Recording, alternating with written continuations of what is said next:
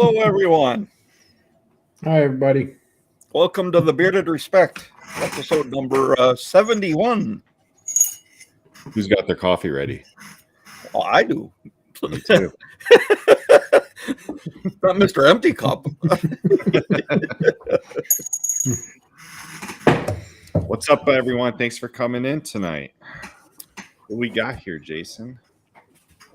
Oh, Well, why don't we do our intro first? yeah. That's what I meant. That's Okay. Okay. what I was talking about. We'll be right back after this intro video.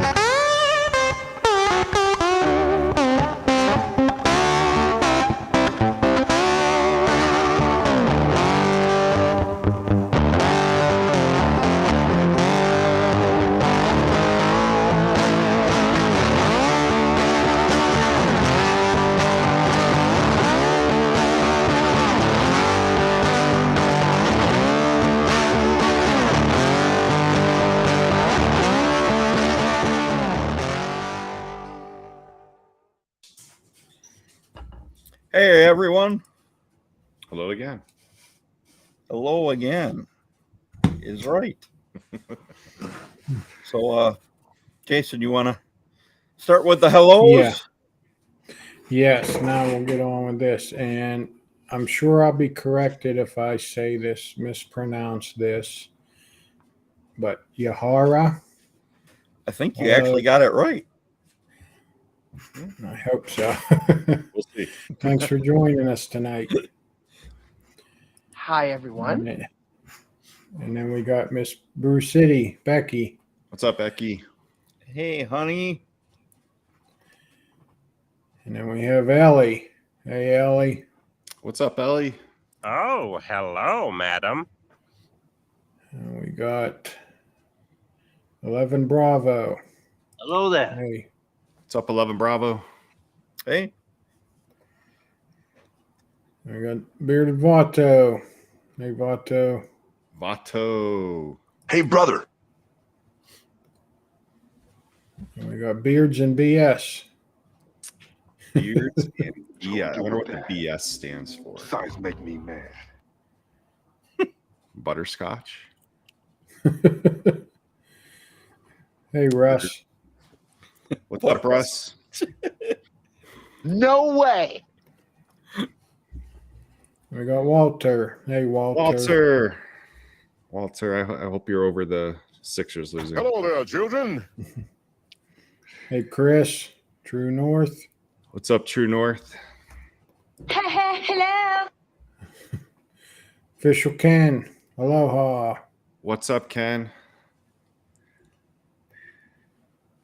Are you sure about that? Good to see you, Matt. Matt Foley, Hey, what's up, buddy? TV. Hey, TV. TV. Greetings, traveler. Hey, Tyson. What's up, Tyson? Hey, Tyson. I don't have friends. I got family. I am wearing pants because it's still like, 60s here. So Yeah, it only got to 68 here today. But yeah, butterscotch. We'll go with that. okay. Yeah, we've had the 80s already. Not Well, today. we have, but it was like 76 yesterday, but it was only 68 today, which was nice. Sorry, man. Sorry. Oh, don't worry, Walter. I feel it. I I'm had to stop watching after the Bucks. Yeah, the Bucks were a lot worse than the Sixers. I mean, geez. Did the Bucks win it all last year? They like dropped like. Yeah. Damn. I don't I'm know what happy the happened. Nuggets are in it though. I'm really excited. Hey, Mark. What's up, Mark? Mark from Hello. Idaho. And we're caught Hello, up 911. now. I think there's more people watching than that said hi. So, Yeah. Yeah, I'm sure there will be more coming in. Oh yeah. They're probably still over by the bearded accountant. But Coffee? Coffee anyone?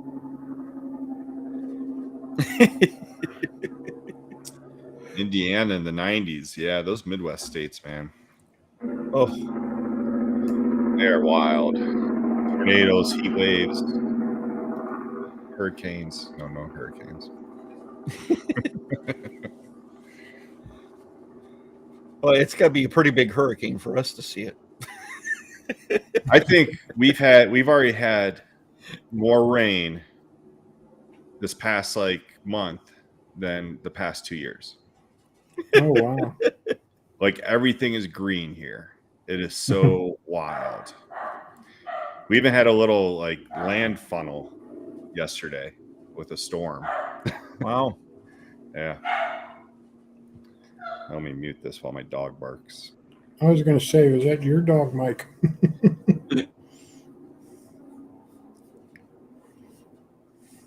Well, I don't think it's mine.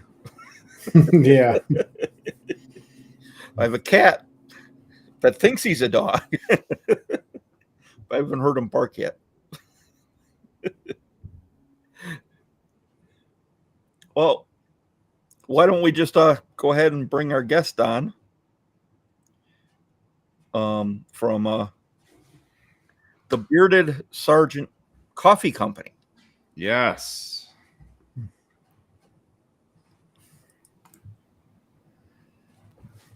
Gentlemen. Welcome, Chris. Hey, Chris. Thank you. Thanks for Thanks, coming Scott, on. Mike, Jason. Thanks for having me on. Yeah. Awesome.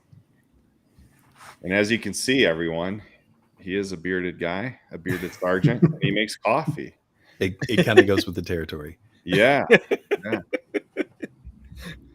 So tell us about yourself. What is this company? Well, in a about nutshell, we are the Bearded Sergeant Coffee Company. We're located in Northeast Arkansas in a little town called Jonesboro.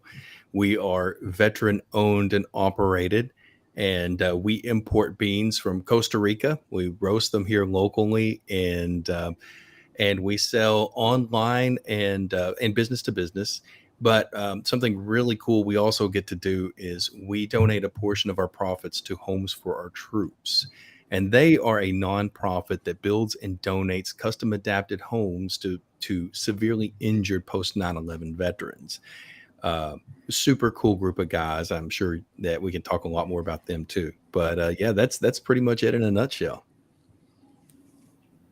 Cool. Okay, I guess that's it. Show's up.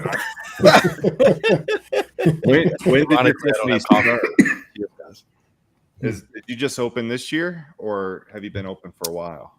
Yes, we just opened in February. Matter of fact, Oh, okay. February 5th of this year. My wife was the Yahira. She's actually Costa Rican. You pronounce her name Jahida. I know, but it's pronounced Jahida. Yeah. Okay. She is in the back with the kiddos cheering me on right now. Yeah. How many kiddos? We've got two. I've got a 7-year-old son named Luke, who I think you saw in the intro with our blue heeler Tucker.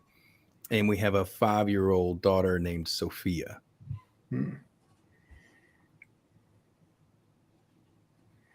Cool. Yeah, And it looks like we have a fan in the chat. Adam Carmichael. Adam is a dear friend, and he is right. My coffee is awesome.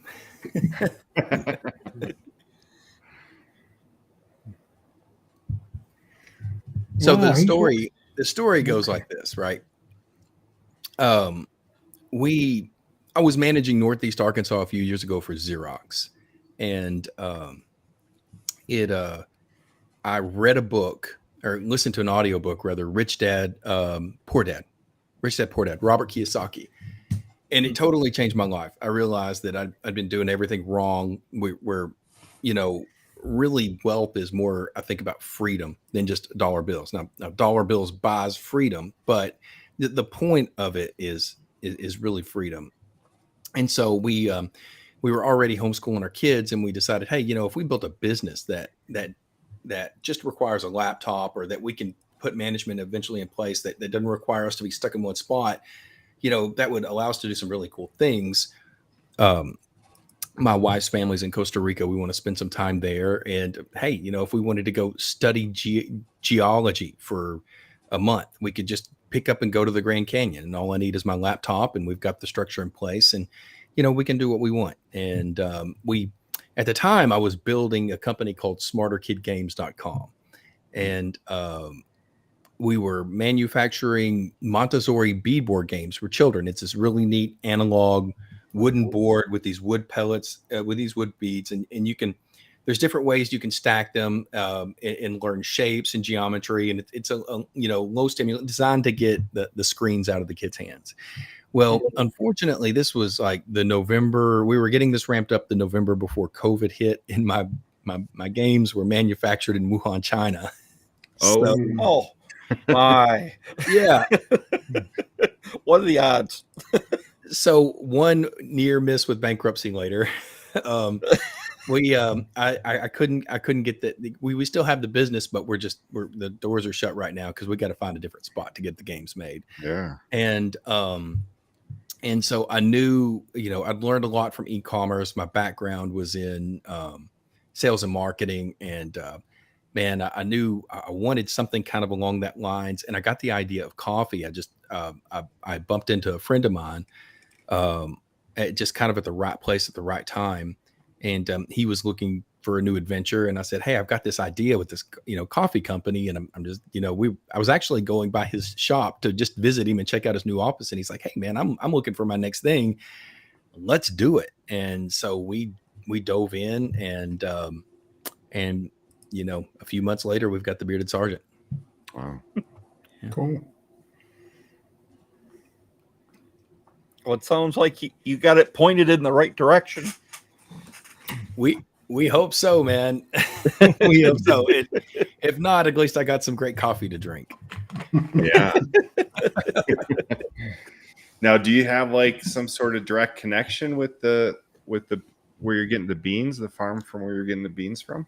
We do not. That's a great No, okay. question. We use a broker to get our beans. Okay. And I would really love to be able to go down there and get beans directly from farms. That would be a lot of fun, but that's kind of its own business in itself, for a number of reasons.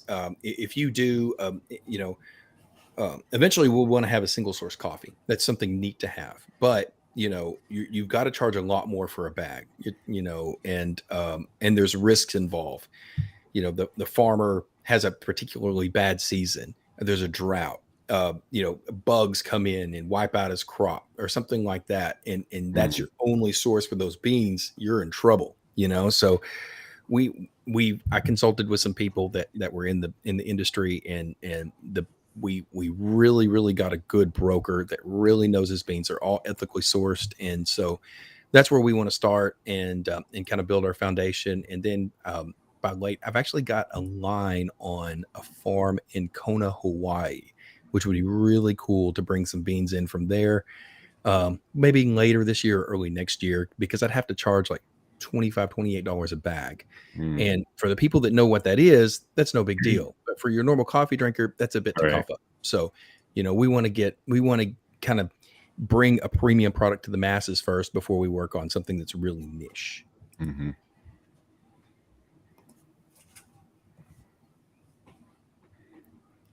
What's up, Jason? Jason.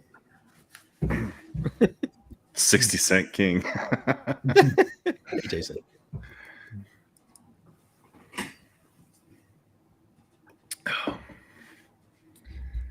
Yeah. So I guess I just found your company by luck. I was looking for bearded companies, and yours popped up on Instagram, I guess, just at the right time because you had just started your business. So I ordered from you and tried it out. I'm more of a dark roast type of drinker. And this is like a medium roast or light This would be a roast. light roast, what you Light tried. roast. Okay. Yep. Yeah.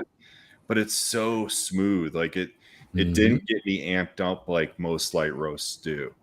I definitely love South American beans more than like the African beans. I think the African beans are more a little bit amped up, but yeah, for a light roast, this was awesome. Coming from a dark roast guy. Yeah, that's I came up in the coffee culture, kind of the military coffee culture, where if you stab a fork in it and it doesn't Right. stand Oh, straight yeah. up, it's not for me. But Yeah. it didn't take but when I first met my wife, the first trip to Costa Rica that we made, I learned what real good coffee was about.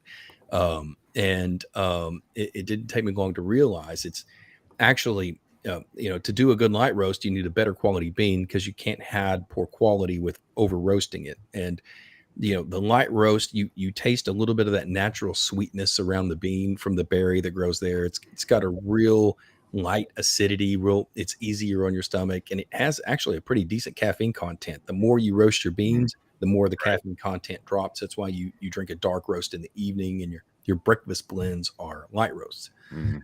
But yeah, that's I've kind of been spreading the gospel of light roast because most people just want dark roast because not speaking to you directly, but I find that a lot of people drink dark roast because they think it has the most caffeine and they think it's like the stronger the better. Absolutely right. But it's just You're absolutely right. flavor. Yeah. And if you want to really get the actual flavor of the coffee, the metric that I keep up with, how many people that I convert from drinking cream and sugar to black coffee. And since February, I've converted 12 people to drinking Nice. just black coffee from cream and sugar. That's like a notch on your belt when you're a coffee entrepreneur. Yeah. Yeah. Definitely. But yeah, so but we're running just the light roast right now. The one Costa Rican bean. In July, we're going to bring on a medium roast, and the only reason we haven't done that is because I cannot decide whether it's going to be from Ethiopia or Colombia, Mm-hmm. and they're both really good. And then we're looking at by October having a dark roast in. So Mike, you'll be Nice. set by October. Nice. Yeah. But yeah, you're totally right. I mean, I've met so many people that I even educate them on like, yeah, light roast is more caffeinated, dark roast is less. Yep. For me, dark roast, it's just the taste of the dark roast I like. It's not the caffeine content. Yeah, that real rich, kind of nutty. Yeah. And you should love black. You should love a Black Rifle because they over roast their coffee. Yeah, I do drink Black Rifle. I'm allowed to punch up. I'm the little guy, That's right. That's right. We'll never go on CNN and stick our foot in our mouth. I promise, guys. Now, as everybody here knows, besides you, Chris, I do not drink coffee. Well, Jason, nobody's perfect. Yeah, okay. Now my wife drinks coffee, and I did learn that on a previous show that the lighter the roast, the more caffeine. So I had to inform her of that. She didn't know that either. So yeah, but yeah, I might have to buy her a bag and let her try it. for sure. Yeah, Does she have a Keurig machine? Does she do the K-Pod or? Well, she has a combination machine, and yeah, Okay. she has a Keurig that she can put ground in a little cup itself instead of using K cups, because when she uses a K cup, it's not really enough for her. She should try So, RK cups. RK cups are really awesome. They have about 40% more coffee than a normal pod does in them. They have 14 grams instead of 10 grams. And the lid functions as its own CO2 vent. Carbon dioxide is what makes the coffee go stale. And so that vents the carbon dioxide out, and it's got a better filter in it. Like, all this techie stuff means that it's a better, stronger cup of coffee out of a K-Pod. So maybe worth giving them a shot. yeah. Now I have another question. I noticed on your website you got whole bean, you got coarse, medium, and then The fine. Fine. Espresso. Yeah. What is normal coffee? Is it coarse or medium? Well, that's if you're wanting to make your coffee in just a normal coffee maker, you would want a medium grind. Okay. Yep. And then, or if you're doing a pour over with a traditional pour over, with a metal filter or a paper filter, if you guys are doing that, you'll know who you are. You need a medium grind. You can, if you're doing a pour over with a cloth, like a traditional Costa Rican, you can get away with a fine. Really, our fine grind is more for espresso machines. And then coarse would be for if you're doing a French press. Okay. Yep. French press is super easy way to make coffee, and it's fantastic. So if you guys haven't played around with that, you can get a press for like $15 at Walmart. Right. Awesome. Another good tip, if you're using a normal coffee maker, listen up, guys. This is gold right here. Because a lot of people just use their Mr. Coffee, whatever normal maker for your coffee. The problem is you need your water to be between 195 and 205 degrees. That's the sweet spot. If it's hotter, it's going to burn your coffee. If it's cooler, then it's going to make the coffee stale. Well, the cooler is the problem with your normal coffee machines. They don't quite get the water hot enough. So what you do is you put a pot on your stove and you boil your water first. And then you pour the boiling water into the coffee machine. Make sure it's already ready to go because it's going to start perking instantly. And that will get all your water ran through at the proper temperature. And you will notice an improvement in the quality of the coffee in any cheapo coffee maker. Wow. Yeah. Interesting. Yeah, I'd never, like, I've always thought, you had to put cold water in for it to taste right. Like, if you put hot water in and then it heats it. I don't know why I always thought that, but you don't want to put water out of your hot water heater into your coffee maker, because then you're getting, sorry if I'm moving around. Gotcha. Okay. So that in and out, but you don't want to put water out of your hot water heater, because then you're going to get a lot of mineral buildup. That's what it is. Okay. There's a ton of minerals in there. So if you really want to get nerdy, use distilled water. I use filtered water, right? That's you, Scott. Yeah, that's me. Hey, we run the coffee ministry at our church, and that's what I use for those guys. But for me, I've got like a Berkey or the Alexa Pure filter. I think I just run that through to get the minerals out, and that'll get you 99% there, or close. I'm sure somebody in the comments will have the exact percentages for us, right? So I have a bun coffee maker, so it's like always hot. Yeah, those are pretty handy. I like those. So that's good to use then. Mm-hmm. That's what I use. But I put cold water in it because that's not what I'm getting. I'm getting the hot water. It's preheating the water and then running it through the steamer that turns it into, it blows it up into steam. Yeah. I'm not a coffee maker engineer, but just a quick disclaimer.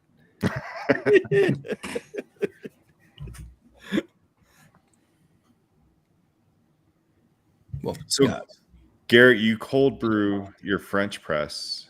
How long do you let it sit? Because I have like a cold brewer, and like it takes like 24 hours, like to fully. Yeah, that's interesting. I have never done cold brew, Garrett. Yeah, let us know. Yeah, I've done cold brew in the fridge, and normally about 24 hours. Yeah. So the machine looks like a French press, kind of, right? Or it's basically a French press. Yeah, it is. It's just larger. It's like a gallon size, probably. Yeah, interesting. Not gallon, but I accidentally bought one instead of a French press one time, but I didn't ever sit down and experiment with it. What's the difference between cappuccino and regular coffee? A cappuccino is just what you're adding to the coffee. Mm-hmm. And I'm not an expert on sugary, milky coffee drinks, but my wife, Jahida, could sure tell you quick. I think cappuccino is just coffee and milk, and I think it's more milk than coffee, if I'm not mistaken. That's where they do all those designs and stuff in it. Yep. If you want to know, thank you, baby. If you want to know my preferred way to make a cup of coffee, my favorite way is a Costa Rican pour over, and that's a cloth sock method. It's a wooden frame that holds a cloth sock over your cup. Hmm. It allows you to run a little bit finer grind on your coffee, and yeah, that's my kick. If I'm making just one cup, that's what I'll do. And if I need to make a couple of cups for me and the wife, I'll do a French press. Yeah. Cool. Excuse me one moment. And Matt Foley says here, nitro brew is good as well. That's something else I haven't messed with. It uses nitrogen gas, right? Yeah, I've gotten them before at like Starbucks, but Yeah. I've Oh, never man. made them myself. Starbucks is another company that horribly over roasts their coffee. Very bitter. Yeah, I was talking smack about Black Rifle. I was actually in Midland, Texas a couple of months ago. And so I stopped at their I had to stop at their store. Best stores in the business, man. Their coffee and creamer bar is the tailgate of a Humvee. And they've even got the taillights working on it. It's awesome. For whatever reason, though, their coffee is over roasted, guys. So, that surprised me. But hey, I'm a little guy, so I get to talk some smack. They give me some ammunition for Twitter. But they're a good group of guys, honestly. And, we got a lot we can get behind with those guys, too. They support some great causes. But my coffee's better. Yeah, Black Rifle, I mean, definitely that's probably a goal of yours, to get as big as them. They just blew up. Like, they did it right. Yeah. Yeah. I mean, Yeah.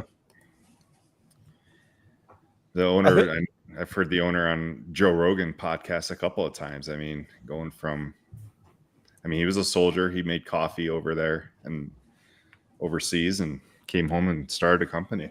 Yeah, I've seen some of the old videos of him over. I think he was in Afghanistan, and he had his little Turkish the turkey coffee they make with a percolator, like the little small percolators, I think. Mm-hmm. And there's a video of him on a tailgate of a Humvee boiling up water to make him some Turkish coffee or something. I wish I would have known about good coffees when I was out in the field, because I drank a lot of GI coffee.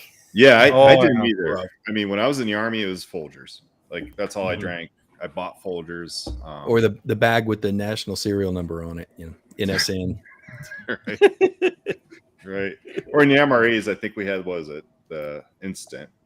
Yeah. The instant coffee. Yeah, the Folgers, the MRE had the Folgers instant coffee. I could never bring myself to drink that. That was you want to hear something funny? In Costa Rica, it's an absolute status symbol to drink instant coffee. Oh yeah. Really? Yeah, man. My mother-in-law, every time we go, she's like, "Oh, please bring us some instant coffee. It's so expensive here." And I'm like, "Oh, you gotta be kidding me, wow. man. What are you doing?" That's interesting. Yeah, And that's not good for you, right? Like, there's something chemically different with instant coffee, I think. Is there really? It's been a long time. I I just thought it tasted horrible. I think I heard that at one time. I mean, the preservatives in it, like how it's made, I don't think it's good. Comment section. It's way too processed. I don't know. I used to get this stuff,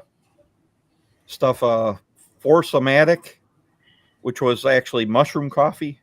And I'd get that in like Forsomatic. instant pouches. Yeah. Good stuff. Real good stuff.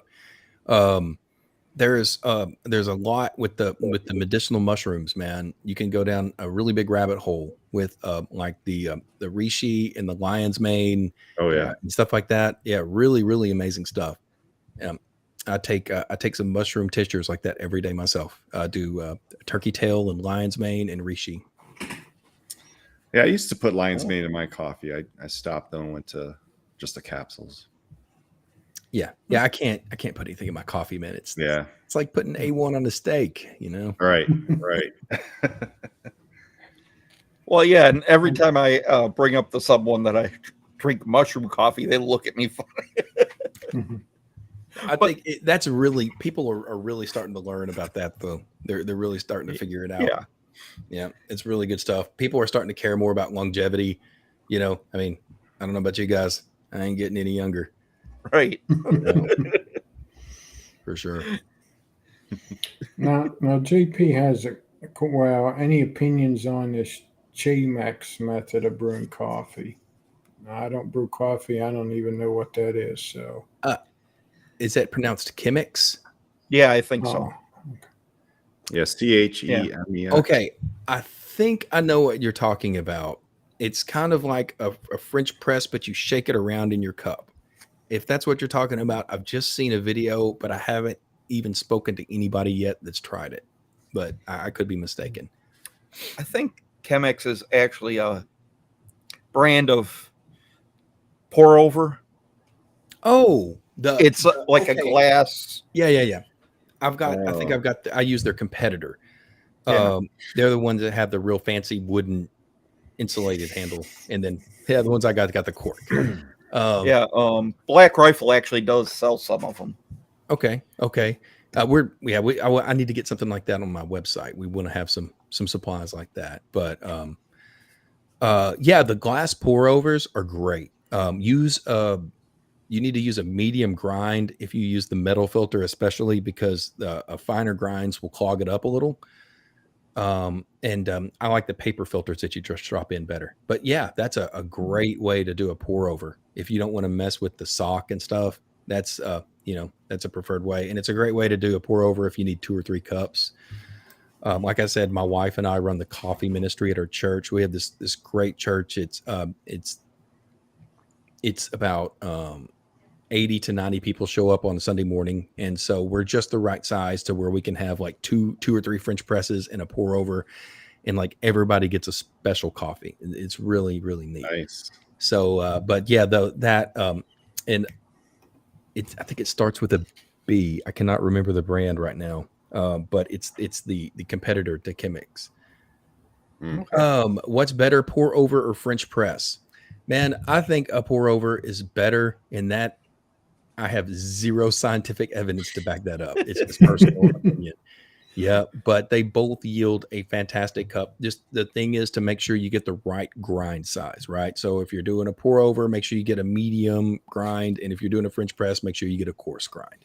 And you can't go wrong. 4 minutes is the magic time with the French press, by the way. Let it sit 4 minutes, then plunge it out. That's it. Mm-hmm.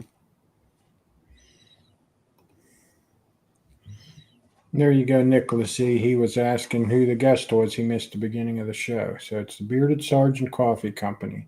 That's right. My name is Chris Hennick, which is irrelevant.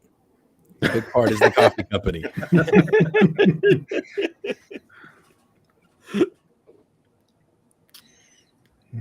So how did you get hooked up with this organization that you donate your funds to? Well, we knew this was this is something that I wanted to include in the company. I wanted to. I told my business partner Stephen, I said, if we do this, I want to be able to put a portion of our profits to something that really matters. I had kind of 2 things that I wanted. Either I wanted to help out wounded vets, or I wanted to go hunting for child predators, for child trafficking. Right. I wanted to support one of those 2 causes. So I was just doing my homework and stumbled across Homes for Our Troops through that research. And, we had about 5 different charities that kind of made the finals, and then we narrowed it down, and they were the ones that turned out to be the winner. I'm kind of the sales and marketing guy. Stephen is more of the numbers guy, and he's an accountant by trade and bookkeeper by trade. So he was doing the back end vetting on all their numbers, and I was talking to the people, and Homes for Our Troops just kind of hit it on the right spots. And I think they've built over 350 homes. They have some homes in Arkansas, really close to us, that are projects getting spooled up. And I think they have 100 people on their waiting list. And they do a lot more than just build and donate a home too. They stick around for 3 years after the home is completed. And the veteran that is awarded the home is taken through a whole program on homeowner education. They provide a warranty on the home.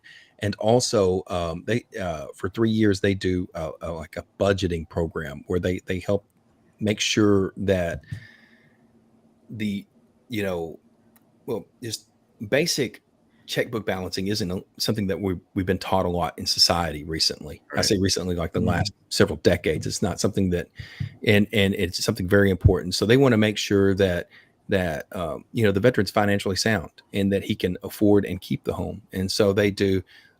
They help them out with financial planning and all kinds of other stuff like that. So it really is like the whole package. It isn't just, hey, here's your home, good luck. They really care about what they do. And another thing that Stephen was able to verify is that really their 90 cents on the dollar goes toward their homes. And over the course of their life since 2004, they're almost right at that 90 cent over the entire period on the dollar going toward the charity, which is pretty tough to do. Mm-hmm. Yeah. Oh, that's nice. Yeah.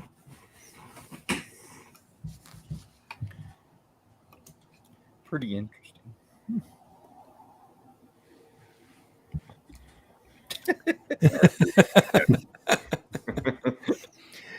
Definitely. Cheers, Ken. Yep. Yeah. So Ken, he's a Navy veteran, Navy retired. We definitely have quite a few veterans in the chat. Navy veteran, man. I love the Army, guys. I love it, but I sold myself short. I'll admit, I should have flown jets off an aircraft carrier or helicopters, or I tell everybody, if you're gonna go in, you got one chance in your life to fly jets off a boat, fly jets upside down, or fly helicopters that can shoot missiles. Do that first, and then if you want to crawl through the mud or whatever, you can do that later. But you got one shot to do that. Yeah, my son asked me. He's like, "Dad, why didn't you fly jets or something?" And I said, "To be honest, son, nobody else told me I could, but I could have, So, oh man, it would have been pretty cool." Oh, we lost you. There you go. Oh, back. there we go. Are we back? All right. That's interesting though. That little cat. There's like a little cat on your screen. Oh, that's the app that I'm using for my camera, I think. Yeah. I've tried that one before. I recognized it. Yeah. Okay. I'm not having the best of luck with it. We're gonna go with a different one next time. Yeah. You watched Matt, you had a cool job, buddy. Yeah, he's also Navy vet. Yeah. Oh, that's right. Yeah. Yeah. So my nephew, he flies Chinooks. I'm just like so proud of him. Like I can't believe he did this. But yeah, he's in the Army flying Chinooks. I got to ride in one. I never owned one. I have Blackhawks, but not the Chinooks. Are we there? Okay. Yeah, he's still here. All righty. Yeah, the Chinooks are very fast. Surprisingly, I mean, they're geared up to carry a lot of weight, you know. But when you just put a couple of platoons in them, the power to weight ratio is still really high. And so we got extracted out of a field problem when I was stationed in Fort Eustis, Virginia. We were in a field problem for a week, and that just kind of as a surprise, the battalion commander hooked us up, and we took us out to a clearing on patrol. And we're sitting there waiting on school buses to show up. And out of nowhere, a couple of Chinooks come buzzing over the tree lines. I mean, it was a great moment. We're wore out. You know, it's been a cold, long, hard week, and we got a Chinook ride back to base. It was great. But the rate that they take off and accelerate is very surprising. I mean, they're very powerful machines for their size. So cool. Yeah. Yeah. I mean, they're ugly as hell, but they're definitely. Yeah, they're all rotor and motor, man. Yeah, I think it's the oldest helicopter in use. It's the fastest, believe it or not. Wow, yep. Faster than an Apache. Yeah, I wouldn't think that, man. That's another incredible platform. The Apaches, how they can sneak up on you. Mm-hmm. You really, if they're flying right up next to you, you don't hear them until you're parallel with the exhaust almost. But we would get. I was in Iraq, OIF 78 with the 875th at that point I was in the National Guard, and we were combat engineers. So we were tasked with route clearance, and we were driving the MRAPs, the big Buffaloes and RG-31s and 32s, the V-hold vehicles, right? Now, when you're in a convoy like this, you're going really slow, under 10 kilometers an hour. And because you're obviously looking for bombs on the side of the road. Well, this makes you basically a rolling ambush. You know, everybody knows where you are. Everybody knows you're coming. And so the Apache pilots figured this out too, and they're looking for action over there, right? So we would be on mission.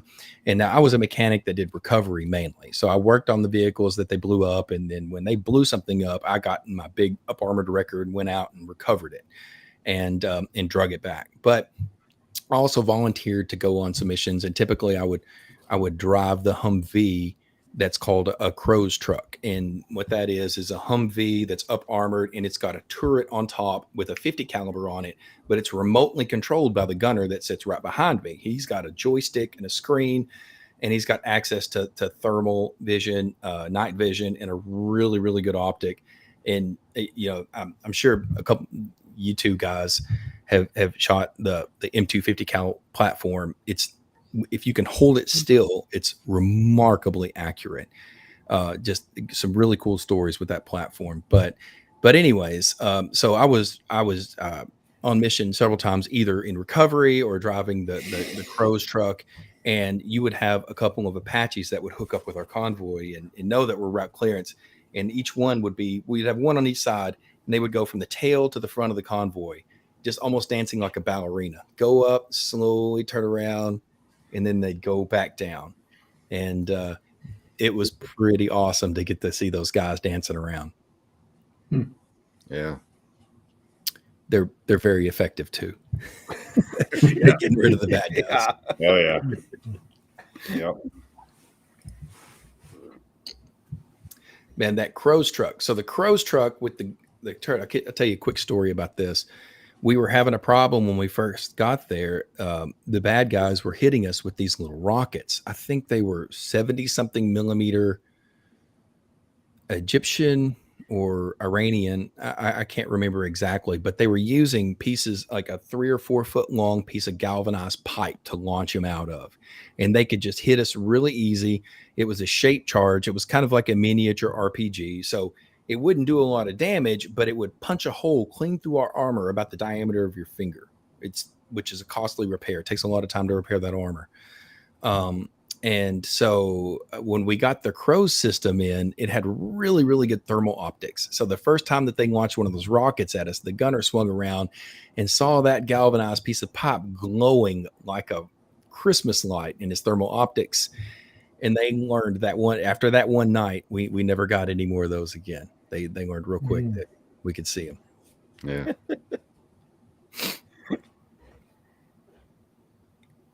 It is coffee time.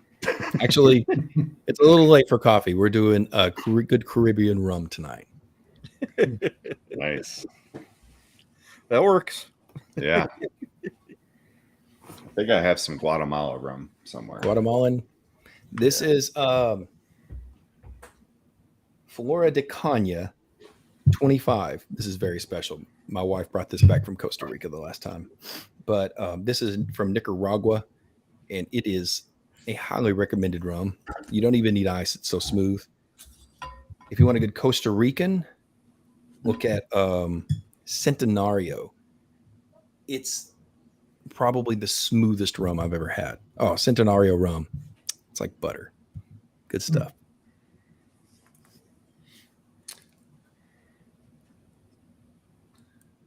Zacapa? There you go. Ron Zacapa. Have you ever had that? I have never had that, No. but that looks like a good one. Yeah, it's okay. In the rum world, anything over 12 years old is pretty good. Yeah. You start to get pretty smooth. I quickly turned into a coffee and a rub snob after I married a Costa Rican. It didn't take too many trips down there. I'm a big Captain Morgan's fan. That's mine. Oh, yeah. You need to try Centenario then. Okay. Yep. Oh yeah. Puddles and rubble. Yeah. Fleer is very effective. Yeah. Very effective. So how long have you been married, and how did you meet your wife? Got married in 2014. I was living in Charlotte, North Carolina at the time, and I met her at a Sunday school party. I'm not gonna lie. She's I'm 38 and she's 39 at the time, and I almost didn't go up to her and talk to her because I thought she was in the youth group. She was just a stunner. Like I didn't want to be a creepy guy going up to an 18-year-old. I swear, promise. So we hit it off really well. I talked to her and obviously realized that she was in her 30s and an adult, and she's just a very beautiful woman. And so we hit it off, flirted all night. It was great. And at the end of the night, beautiful evening on Lake Norman, right on the lake. I asked her out on a date. She shot me down. Yep. And so my friend, me feeling dejected, walking off in a moment of wisdom, my friend went over and got her number anyways and said, "Hey, you're a cool girl. Let's just all hang out." So he gave me her number, and it just turned out right. She was dating somebody at the time that was had intentions of breaking up with her at the time. I mean, it was God just laid everything out just right for me to meet my wife at the perfect time, and so yeah, 6.5 months later, we were married. Oh, Oh nice. wow! Yep. Hey, I was, guys, when you get to that age, we got a late start, and I was a fool. When I was younger, I said I'm going to live my life in my 20s, and then I'll settle down later, and not realizing that marriage and family are the most important thing. That's what really matters, and it's way more Right. important than partying and stuff. Right. And so, when you get that age, that your options start to dry out real fast, and but also at the same time, you know what you want. Mhm. You could go on a date, and in 15 minutes, you're nah, no, Right. not even close. Right. So I knew I wanted I wanted a good woman that was going to be a good wife and mother, and that could to join me to grow a biblically based family. And God was really generous and gave her to me, and I don't deserve her. She's more than I deserve for sure. So I'm a blessed man. Yeah, my wife and I, we got married after 6 months of dating, and Yeah. we're on year 24. So we did Nice. Nice. we made the right selection. But official Ken's got a question. I guess his wife's family is from Barra del Colorado. Oh, my wife's family is from Alajuela, and it is a suburb just north of the capital city, San Jose. Matter of fact, if you fly into San Jose Airport, you're actually flying into Alajuela. Hmm. Beautiful, though. If you guys have never been to Costa Rica, man, let me tell you, it's great. I've heard it's beautiful there. I've never been there. The Central Valley has some of the best weather in the world. It's like mid 70s to mid 80s with low humidity year round. Nobody. The first trip I went to Costa Rica, we ate at one restaurant that had exterior walls. Everything's just a roof, and it's not because it's a poor third world country. They're pretty good, but it's just because the weather is so nice. There's no bugs, and you don't need it. My wife's uncle, I'm almost certain I'm getting that connection right. My wife's uncle is a retired judge. He lives in a very affluent community there, gated, nice houses. None of them have air conditioners. Yeah. You don't need it. Yeah. No bugs. So you go down, no bugs. So you go down by the Pacific, close to the coast. It gets a little warmer, but it's like Southern California with warm water. So very low humidity. The water is just perfect, man. It's every time I go, my biggest problem is coming back. For sure. Great fishing. You go up to the North Pacific side, and it's just awesome offshore fishing for like tuna and mahi. You go out, you catch a big 50 or 60 pounder, they dress it up, and then you go out to town and take it to the restaurant, and the restaurant owner cooks it for you right there. And Wow. Yeah, it's great, man. Highly recommend you guys going. I didn't notice it when I looked at it, but JP's pointed this out with the course. Because isn't OU like a college course? And OA? He entirely could be correct. I'll have to go double check that. It could have been just like a spell check thing, or it may have been a paragraph that I voiced to texted out that just I didn't catch. But that's a good catch, JP. We'll get on that one. This is the way. Yes. Ask JP what he thought of season 3 of The Mandalorian. See if he cringes a little bit. I couldn't make it past episode 3, man. I've been a Star Wars fan my whole life. I don't know what they did, but that they've lost their way. Oh no! Look at that. Nice. Wow. Yeah, I kind of like them. That is an episode 1 release poster, isn't it? Oh yeah. That's pretty cool, man. Yeah, I grew up with it, and recently, thanks to Kathleen Kennedy, have found a new love for the prequels. But gosh, man, yeah. You're right, JP. I haven't watched it yet. I haven't watched the Don't. season 3 yet. Just I'll eventually do it, but have you seen Obi-Wan Kenobi? I have not. Don't. I did watch Andor though, and I loved it. Okay, I heard Andor was good, Yes. and I haven't watched it yet, but I need to put that on my list. It's like the Andor one is good really thing. Yeah. If you want to watch Obi-Wan though, just watch Robot Head's review of it, and you'll be way more entertained. I promise. Okay. Yeah.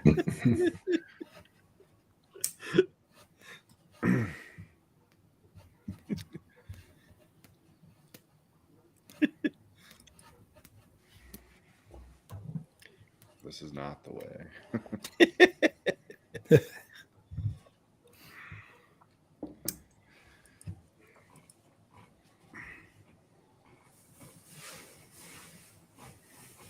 Yeah, I thought Andor was done really well, and then right after finishing that, I had to watch Rogue, just to kind of connect it. Oh, is that right before Rogue One? Yeah, I liked Rogue One. That was good. That was a good movie. Well, yeah, and it's the same characters, like it's the same actors. Oh, was it? Okay, I gotta get on that bandwagon then. Yeah, I've been hurt, man. I've been hurt. Yeah, you're just watching the wrong ones. I guess so. But yeah, I hope they get that ship righted because there's so much possibility for good stories there. You know. Yeah. What's up, Philip? That's kind of a funny conversation for today, Ellie is being right. that it's the 46th anniversary of Star Wars. Yeah, that's right. Today. Yeah. Is it really? Yeah. Yep. Came out in theaters May 25th, 1977. Yep. I was 2, so I didn't get to see it in the movie theater. I did, but I was pretty young. Yeah, you're like a teenager, man. No, I was 5.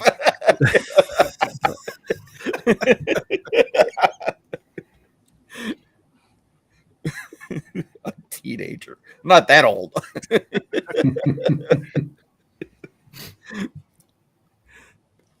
Jason, were you into Star Wars growing up?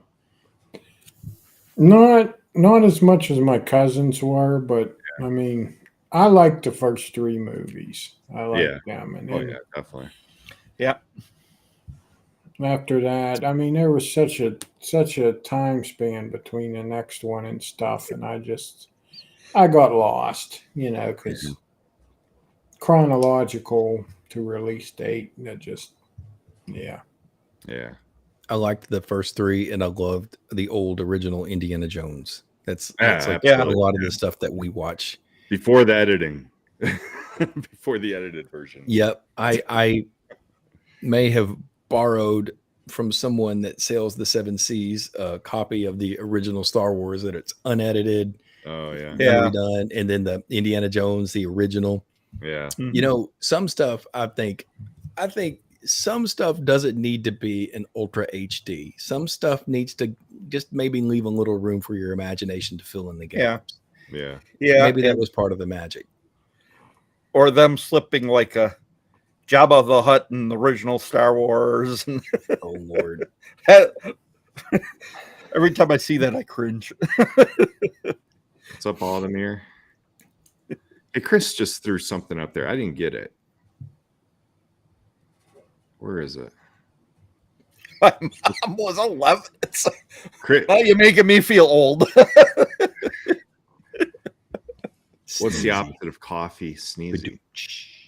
Yeah. Chris is our local comedian. Achoo. Achoo. Achoo. All right. Achoo. Oh.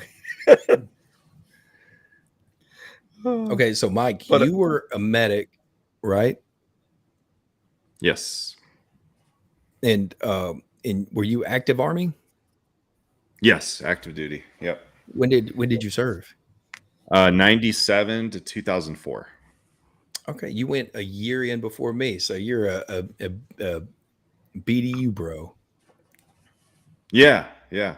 Yep. Yep. I had to learn how to work some stay flow, polish those boots. Oh, yeah. Yeah. Definitely. Ah, Yeah. man, those Joes today, they just don't know. I know. Discipline, wrinkled up. Yeah. Yeah, it's wild. Yeah. Yeah, I loved my desert boots because I didn't have to shine them. You know. I did at the time, but then when we went to the ACU, I kind of missed having to shine my boots.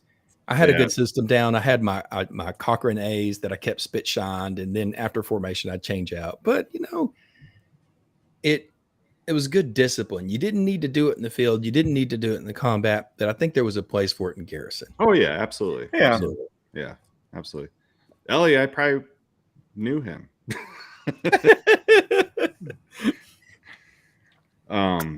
Yeah, I wore Yeah. jungle boots a lot. Yeah, jungle boots Jungles. were the coolest. Like Yep. those Yep. green black ones. Those Yep. were the best. Those were. I had a custom pair of green top jump boots made in South Korea. You could like in 01 to 0102, you can have a custom fitted pair of boots made for like $100, like Yeah. $90. They're great. I had the jump boot toe, the green top. I was going in the National Guard. I got everything against the regulations. Yeah. Yeah. Now, Scott, you are, if I remember correctly, Scott, you were in like Desert Storm, Desert Shield, right? Yes. Yes. Right, the old sand. So you Oh, probably appreciate a lot of our branding. That's my favorite camo is the chocolate chip desert camo. Yeah. I love it, man. It's just the right amount of nostalgia. Yeah. So we Yeah, use that a lot definitely. in our branding. This is DCU. This is the hat I was issued at Bright Star 99 2000. We didn't get the chocolate chips. We got the next version. But, something like that. This would be. Yeah, this would be the. Yep. Yep. Yep. DCU. Yeah. Man. Yeah, I Hey, remember so going the from the. tattoo- It was a shot going from like the forest green to the sand. Oh yeah. Now, Well, when I went over, half our company didn't even have the desert. They were wearing green. yeah. A lot of people when OIF first kicked off, they were over there with black boots in DCUs. Oh, I wow. remember seeing that on the news going, those guys are suffering. Well, actually, if you remember, like the first 2 years of OIF, everybody was in MOP 3 or MOP 4 or MOP 3 all the time.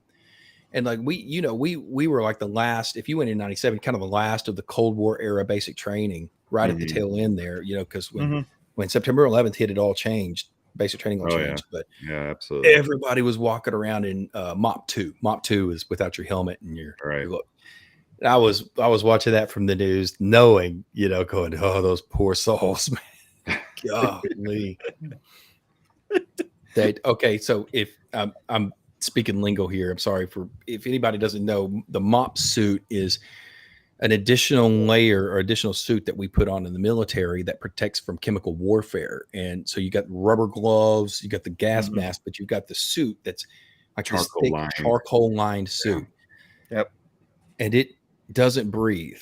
And it's no. not light tan. It's green. And man, yeah, if you're in the desert, you're sucking wind having to wear that. So Oh, yeah. yeah, the first guys over there, they got a lot of respect. But Scott, were you in the Hail Mary move, the big Western flank in Storm? Where Yeah. were you at when that went down? Were you really? Yeah, way on the end, but yeah. Man, the greatest tank battle in history, some say. That's really cool. Not a lot of footage of that exists because there was a bad dust storm at night and it was all Yeah. blacked out. Yeah. Dang, man, that's cool. What's crazy is when I went there in 2003, like we were like the initial invasion and seeing everything that was left over from the first Desert Storm that Scott left there. That I love. Right downtown Baghdad. It's like right in the city, like this old, Abrams. Like, Yeah. Well, yeah, Scott, you're the representative for that Gulf War. There you go. I know. And were you in Baghdad, Mike? No, so we were trucked up to Baghdad with our mechanized unit, and then we covered everything north of Baghdad. So we hit Balad, Samara, Okay. up to Kirkuk and Tikrit. Kirkuk and Tikrit is kind of like where we ended up. Yeah. For the rest of the year, but yeah. Okay, we operated out of Balad.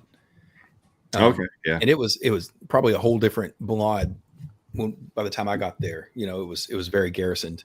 It was actually we were the first ones there when we got there. So funny, it was actually a source of contention with us because it was a couple of us National Guard units that were combat active, and then on the other side of the strip there was a bunch of SF guys, and pretty much we were the only units going outside of the wire. Everything else was what we affectionately like to call a fobbit, and that is just an office staff that never gets. A fobbit is a colloquial metaphor with a little bit of animosity tossed in. It's typically a soldier that has a staff job that doesn't go out of the wire and that has a little bit of resentment because of that. So yeah, we kind of, there's a gap between active duty Army and National Guard as it is. I've got stories about that in my own humility, but so already they were jealous because the National Guard unit was going out of the wire and going on combat missions, and they were the office staff. Right. And I did the same thing. Hey, when I got out of the active duty Army and I went into the 875th, I did not respect those guys one bit. And I'll be frank, I came in spit, shine, starched, E4, right out of South Korea. These guys are they're a joke, but I tell you, it didn't take too many deployments. And I really especially saw it in Iraq, but when we went to Katrina and some other stuff, that must have been wild. Wow. We were like the tip of the spear for Katrina, and it was really cool. The strength, the National Guard doesn't have the discipline as the Army. They don't have the youth and the energy and the strength like that, but they bring in a unique level of knowledge from their day jobs, because most of these guys in the National Guard, they're engineers, they're mechanics, they're working guys that are having to think and solve problems every day outside of the box. And when you bring all that together, that outside experience, it more than makes up. And our route clearance mission in Iraq with the 875th, we set records on the number of IEDs found, the ways we innovated to find IEDs to make it safer, the process safer. The whole year there on our whole battalion, we only lost one soul, and that is a testament to what we did, given the danger of our mission. And so I really had to eat a big piece of humble pie about the National Guard, because their strength is they have a strength where the active duty Army has a weakness, and when you put those two together, that's really where the success comes in the mission. Yeah, and Katrina must have been amazing. I mean, you're helping our country, our people, try to save them from that hurricane. It was crazy. Yep. We went down to Bay St. Louis, and I mean, it was as soon as it hit, we knew it was coming. We were already on the phone talking about it. And we mobilized just about in a battalion in 2 days. It was amazing logistically. About halfway down Alabama, there were no lights. Halfway down the state, the lights went out. It was pitch black driving through night down the interstate. Yeah. It was really crazy. And then as we get in, we went to a staging area and they sent us to Bay St. Louis, and that was the epicenter. And because we had these tracked vehicles that are like a combat bulldozer, right? It's like a small light bulldozer with rubber tracks. It's designed that you can carry a couple of these things in a C-130. And so we went down there to literally clear the roads and push houses off of the roads and stuff. All right. And when you got down close to the coastline, there was a layer of sludge over everything, including the road, with the silt that had washed up from the bay. That was about 5 inches thick, 6 inches thick. And this stuff is so slick. I'm not kidding, that when you pushed it over, the blades would come through, the dozers would push it off. And before it would dry, when it was still wet, it was so slick, you could do a 4-wheel burnout in a Humvee. And you guys know Humvees have no power. They're like 130 horsepower and 280 foot-pounds of torque. They're not a powerful. They're torque. They can go slow over anything. You get all 4 wheels spinning almost like you were on ice. It was crazy. It stank horrible because it was all organic salt matter. And there was just there was literally some places where the house had been shifted over right in the road. We just pushed the house off the road. But there was a lot of areas where it was just slabs, whole neighborhoods of slabs, a long way from the shoreline. So the storm surge was 28 feet. So when you're standing at the beach, the salt water was 28 feet deep right there during the epicenter of the hurricane. So all the trees around, all these pine trees and hardwoods, 28 feet high, 30 feet high, from there down, all the leaves are brown and dead because the salt water kills them off. It was a really, really just weird thing that you would never think you would see. Yeah. But it was an incredible experience to see how the communities banded together, how they protected themselves, how they helped each other out. It was very, very heartwarming to get to go on that mission. It really was. I need to go down there one day and see how St. Louis is now. I haven't had a chance to go back since, but it's definitely on my bucket list. Yeah, definitely. Yeah.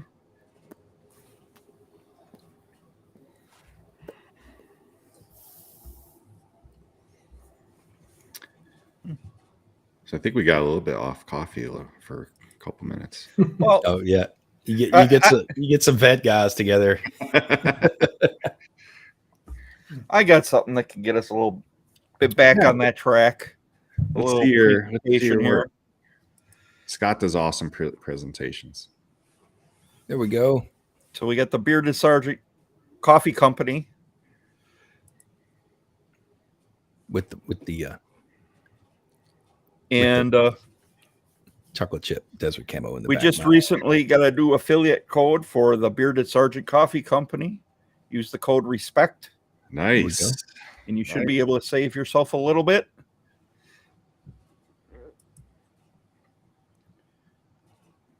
And then this is Jahida, the lovely lady that has been commenting on the podcast tonight. And this is pre-beard Chris. I was going to say, yeah. There is a jaw under there somewhere. His hair is black and you're shaved. Yeah. Yeah. Uncle Sam took that in I gave that up in my early 30s.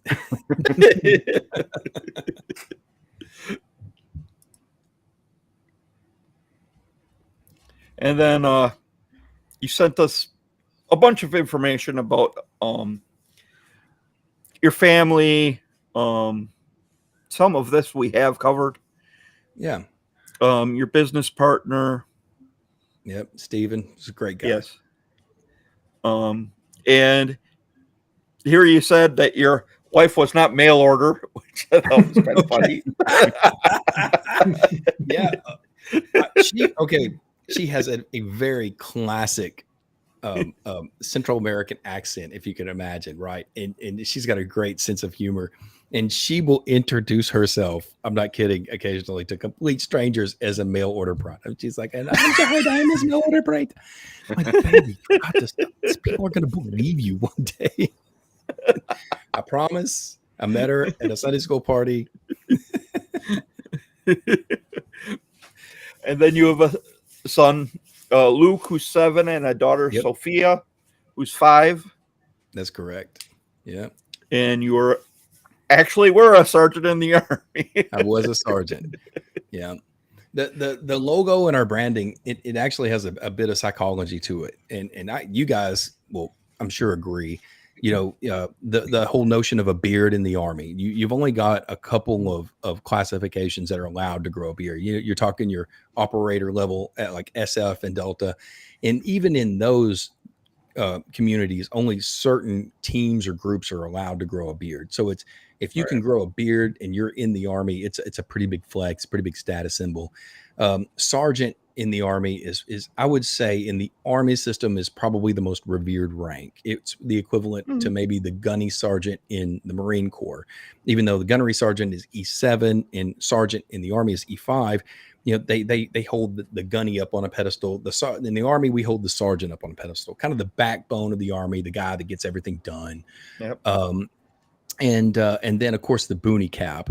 Everybody in the Army, if you were to take a poll, the number one preferred headwear of choice would definitely be the boonie cap. But you rarely get to wear, even in Balad, Iraq, guys. I'm not even lying. Check this out. In Balad, Iraq, halfway through our deployment, the base commander and whoever you are out there, I'm busting you out. I wish I had your name. Come on, Colonel.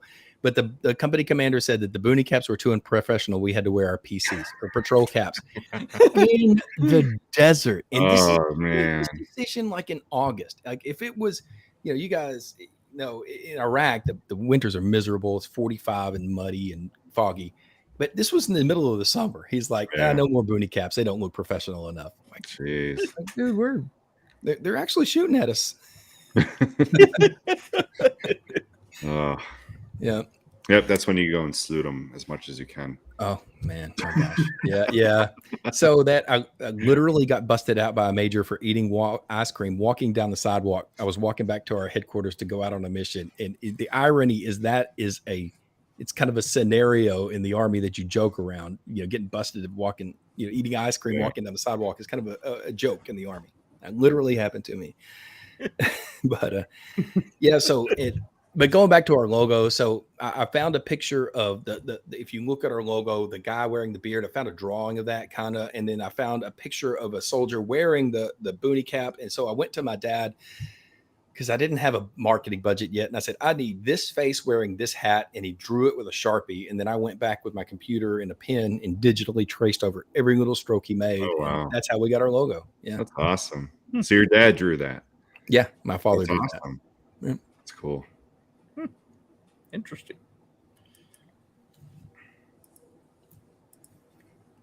Don't forget promo code RESPECT. Yeah. And then you were at Fort Knox for basic training. Yep. Home with the armor back then. I think it's at Bragg now, isn't it? Or Benning? I don't know. Benning and Bragg are both losing their names. I know that. They're being changed to something different, but that's another story. Yeah, I was at Fort Knox, but you remember Agony Hill and Misery Hill? Oh, yeah. I started basic training in July, so I knew them well. Yep, I went into July too. It's hot there, man. Yeah. Oh, yeah. Yep. Agony Hill, Misery Hill, and Heartbreak Hill. They named the hills at Fort Knox. Yeah. They're very aptly named too, might I add. Yeah. You will never forget their names either.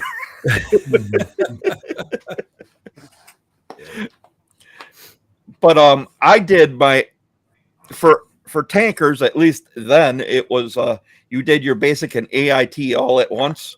Mm-hmm. So it was like having 19 weeks of basic training.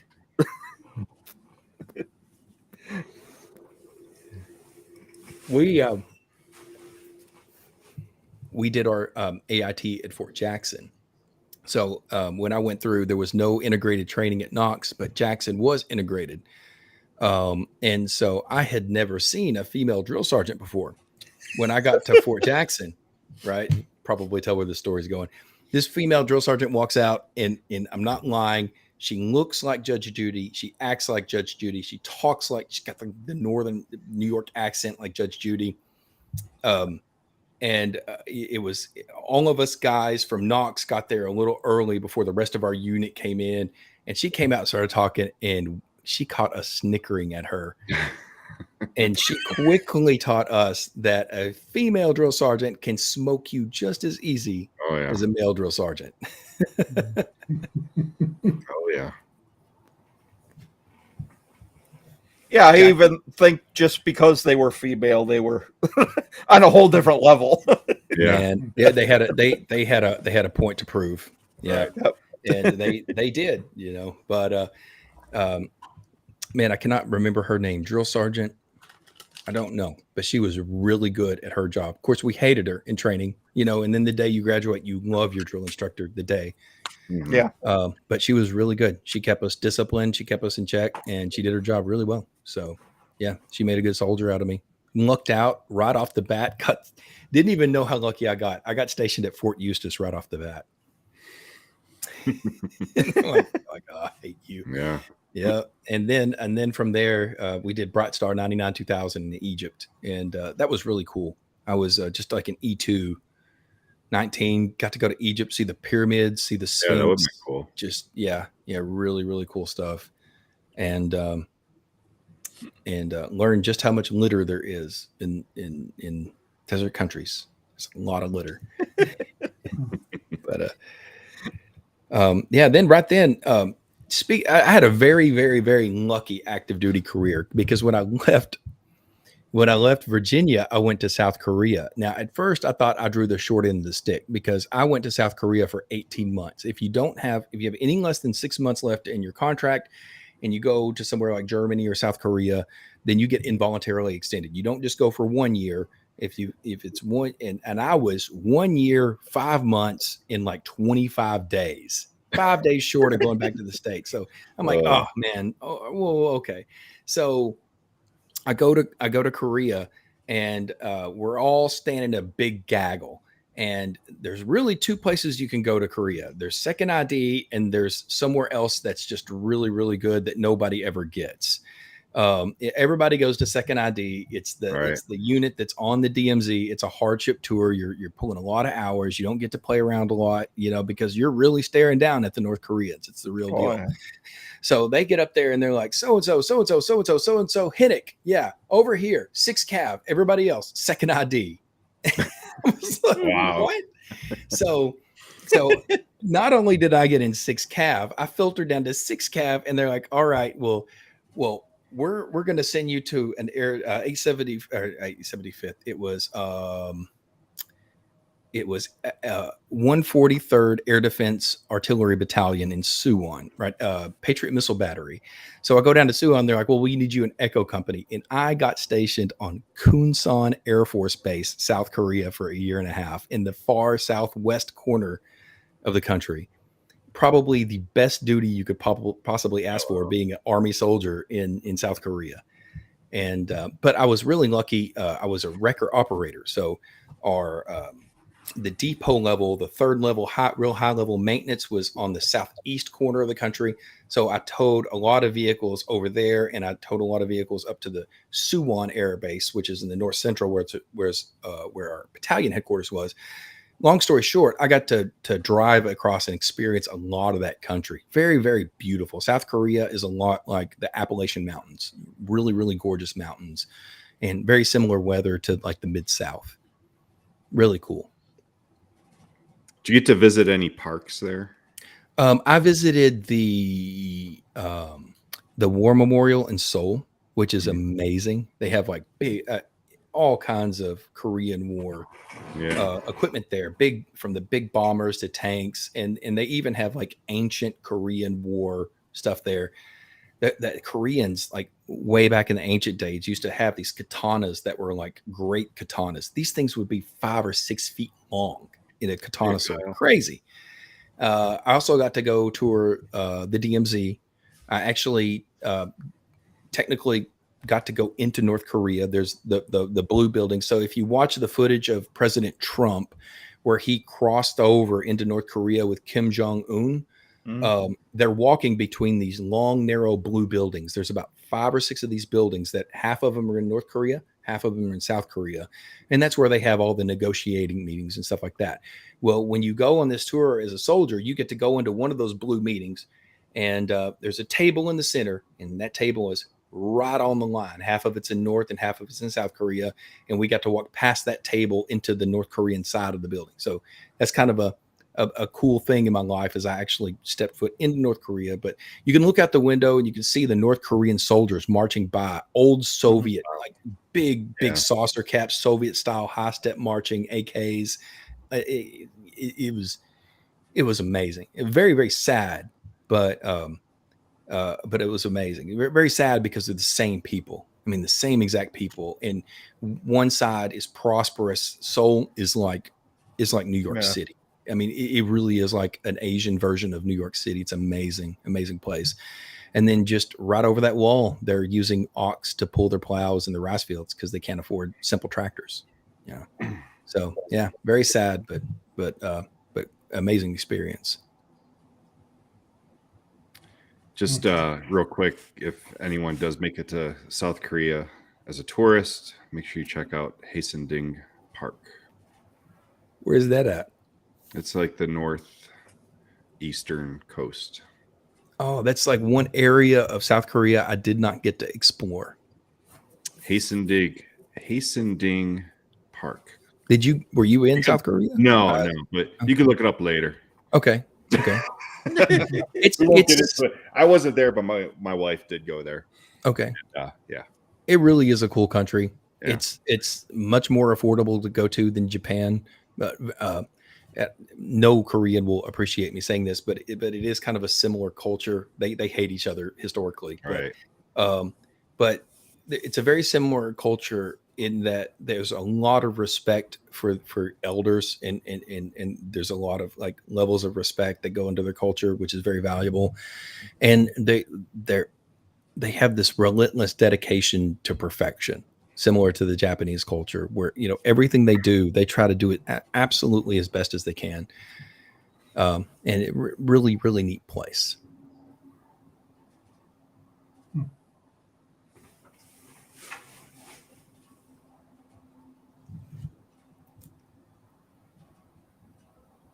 So it was after that you were in the National Guard then?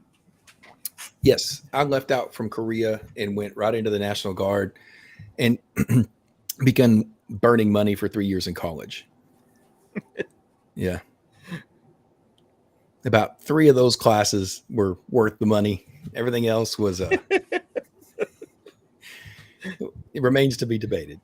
But that was the time I was in the National Guard. When I deployed, I got out because in 08 and 09, I owned a transportation company at the time. We did what's called hot shotting. If you've ever seen like the dually pickups with the flatbeds. Right after Katrina, I got a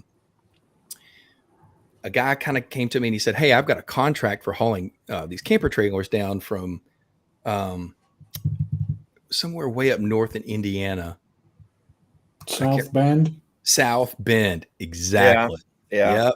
And the Amish, I think it was the Amish guys up there were building campers, and he had a contract hauling a bunch down. So that's how I got into the transportation business. And we started doing what's called LTL. It's lighter than load freight. And then I got deployed to the National Guard. My ETS up was there too, very similar with Korea. I got involuntarily extended for 11 months on my contract.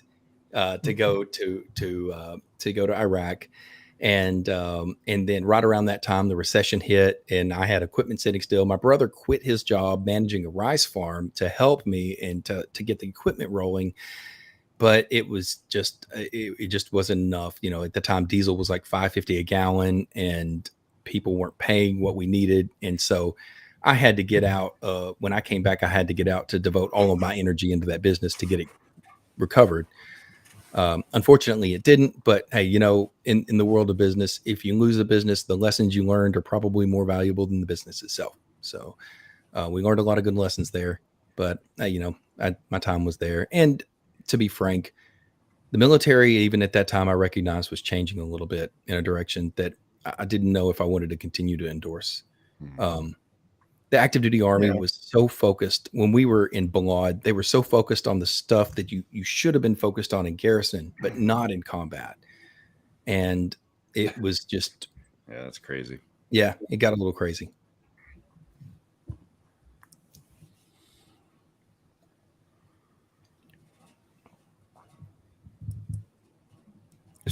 So that it was in the National Guard. You were in Alaska.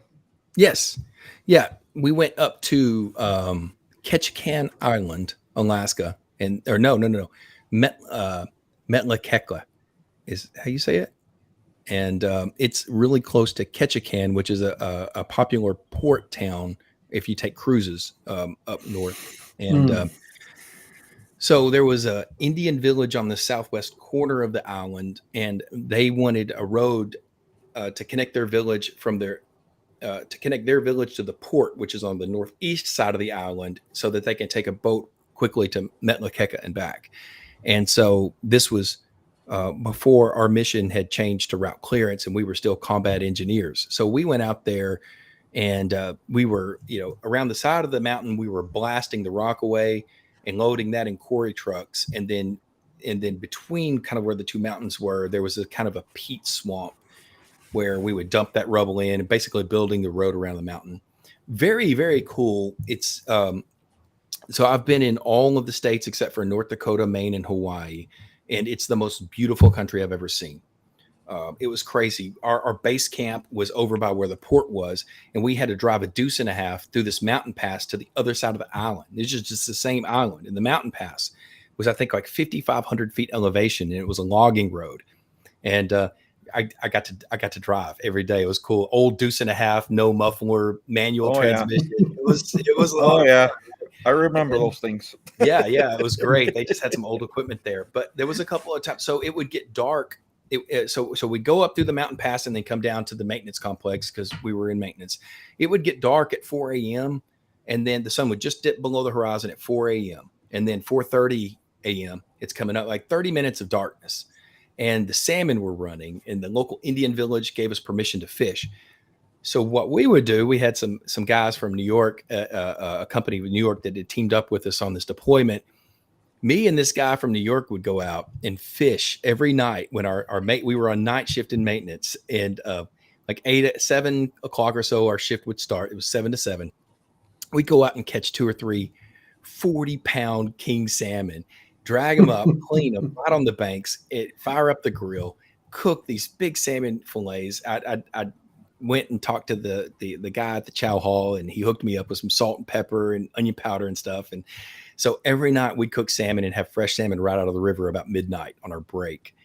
And then we'd fix the trucks, and heading back, there was a couple of times where I stopped at the top of that pass because we would be above the clouds, and it would just be solid clouds. The sun would be rising, and there's like 4 mountain peaks poking out of the top of the clouds. It's incredible scenery. But that was a really, really cool mission that we got to go on. So yeah, Southern Alaska in the summertime is amazing. If anybody wants to go up there and visit, that's the time to go. Oh yeah, that's one of the places I've always wanted to visit. Definitely on my bucket list. Yeah, I'd love to take. My grandparents used to go on cruises up there. They would go to Metlakatla, and then from there they would take off on their cruise up north and go. They would go to see the icebergs and the what's the word I'm thinking of? Glaciers. The glaciers. Yeah. Cool.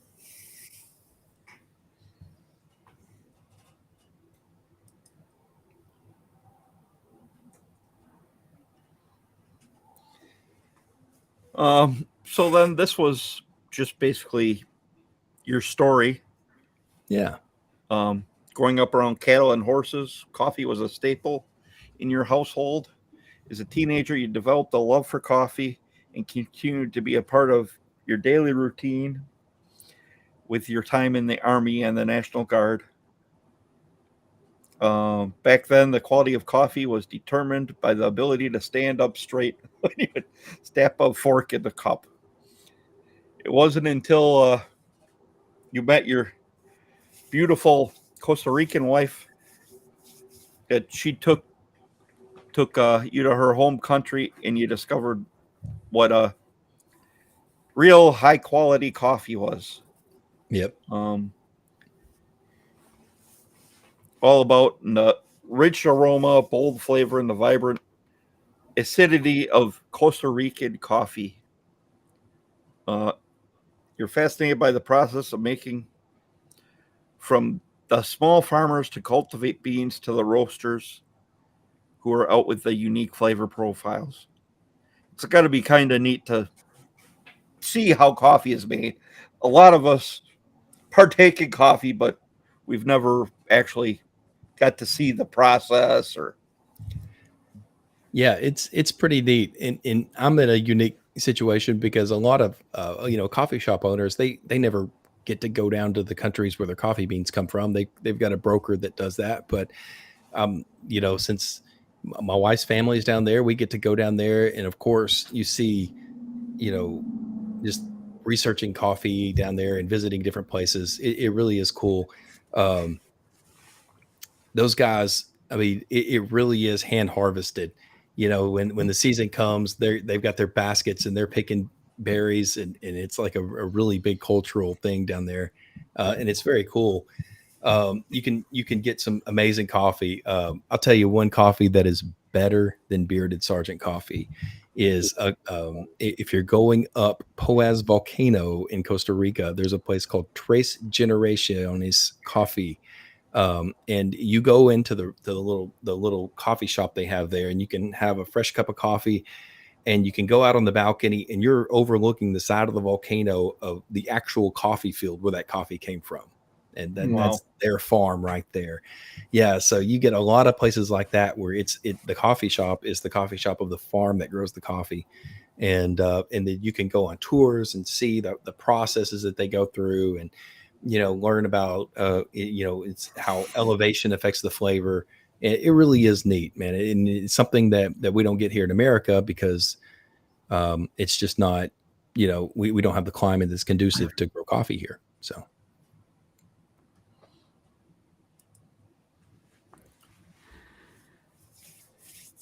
and then you say fast forward a few years, you get the opportunity to get into the coffee industry and generally help wounded veterans.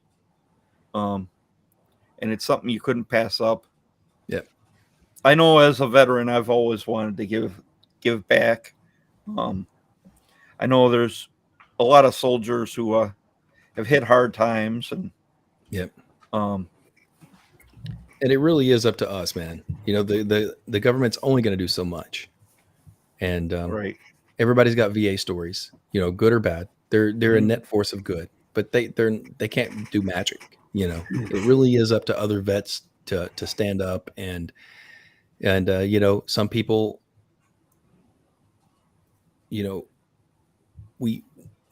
God chooses to bless some people in different ways, and we need to be responsible for that, yeah,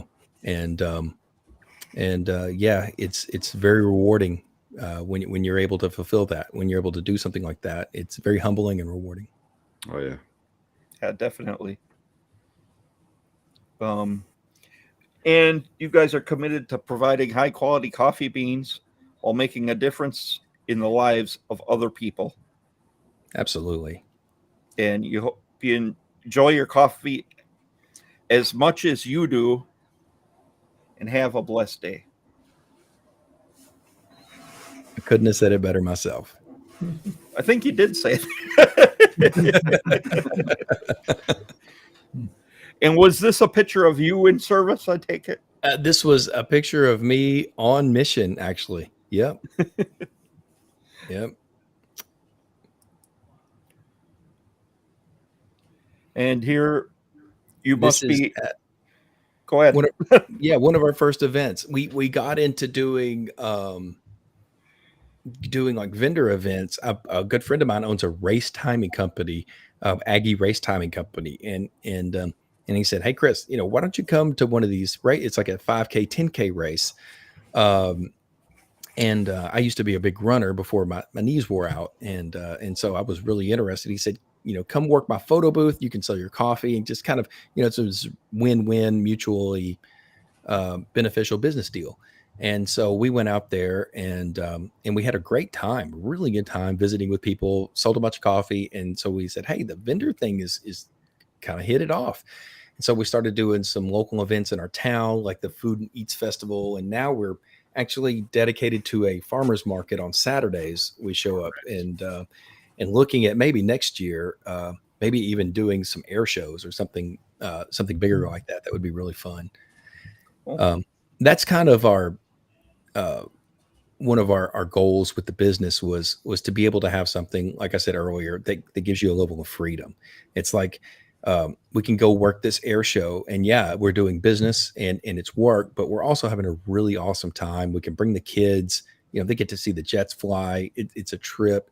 And so you're not having to separate work life and family life and so much, Right.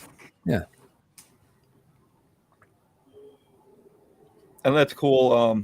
We talk to a lot of beard company owners, and they do a lot of like fairs and festivals and those kind of things. So it's a really good way to get your name out there. Honestly, the connections that you make there are probably in the long run more beneficial than the bags of coffee that we're selling. But it's a lot of fun, and it's a lot of good way to get yourself off it's a good way to get yourself off the ground. And scale yourself to where you'll know when you're too busy to be able to do them. But we really enjoy it.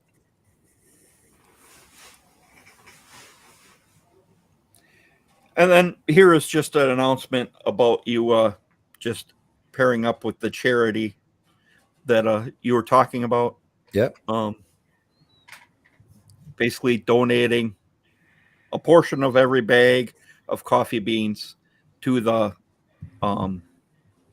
homes for our troops.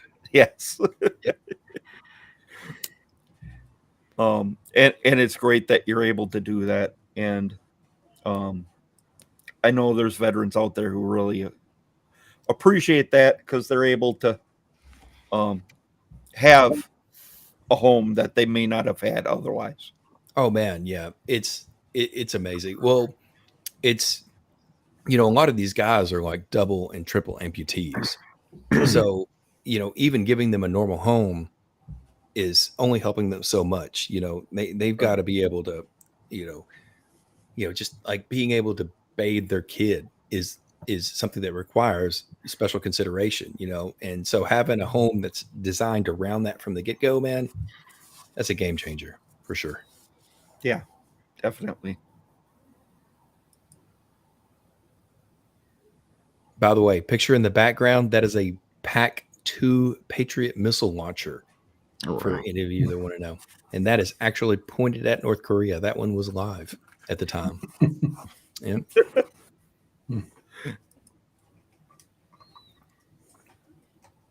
This is more talking about homes for our troops, and that they're a 501c nonprofit organization that builds and donates the homes to severely injured post 9/11 veterans and enable them to rebuild their lives. Most of these veterans sustained injuries, including multiple limb amputations, partial or full paralysis, and also a traumatic brain injury. These homes restore some of the freedom and independence to our veterans who sacrificed while defending our country, and help them focus on rebuilding their lives. Yep. They've got a great YouTube channel. If you guys want to see some of the examples of some of the Joes that are getting their lives changed by this organization, and a Joe is an affectionate term, guys, that we use for anybody that served in the military. Just go to their YouTube channel, Homes for Our Troops YouTube channel, and most of their videos are testimonials of severely wounded veterans that have received these homes that are in the program. I got to warn you, you may need a box of Kleenexes, but it'll be worth the trip. Yeah, and also if you want more information about this organization, there's a website you can check out, and there's a lot of pictures and a lot of information. Pretty amazing. Shows you the houses and everything. But yeah, I'll definitely check out their YouTube page. Yeah, they have a really neat live home tracker page where you can track the current projects they have going across the nation.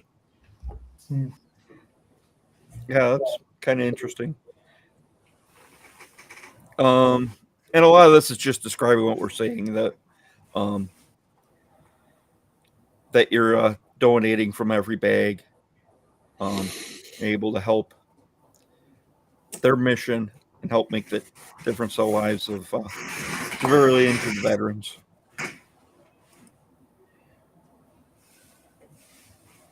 And then here we get into your Costa Rican coffee beans, which are known for exceptional flavor profiles, featuring bright acidity and undertones of citrus and tropical fruits from premier regions of Costa Rica.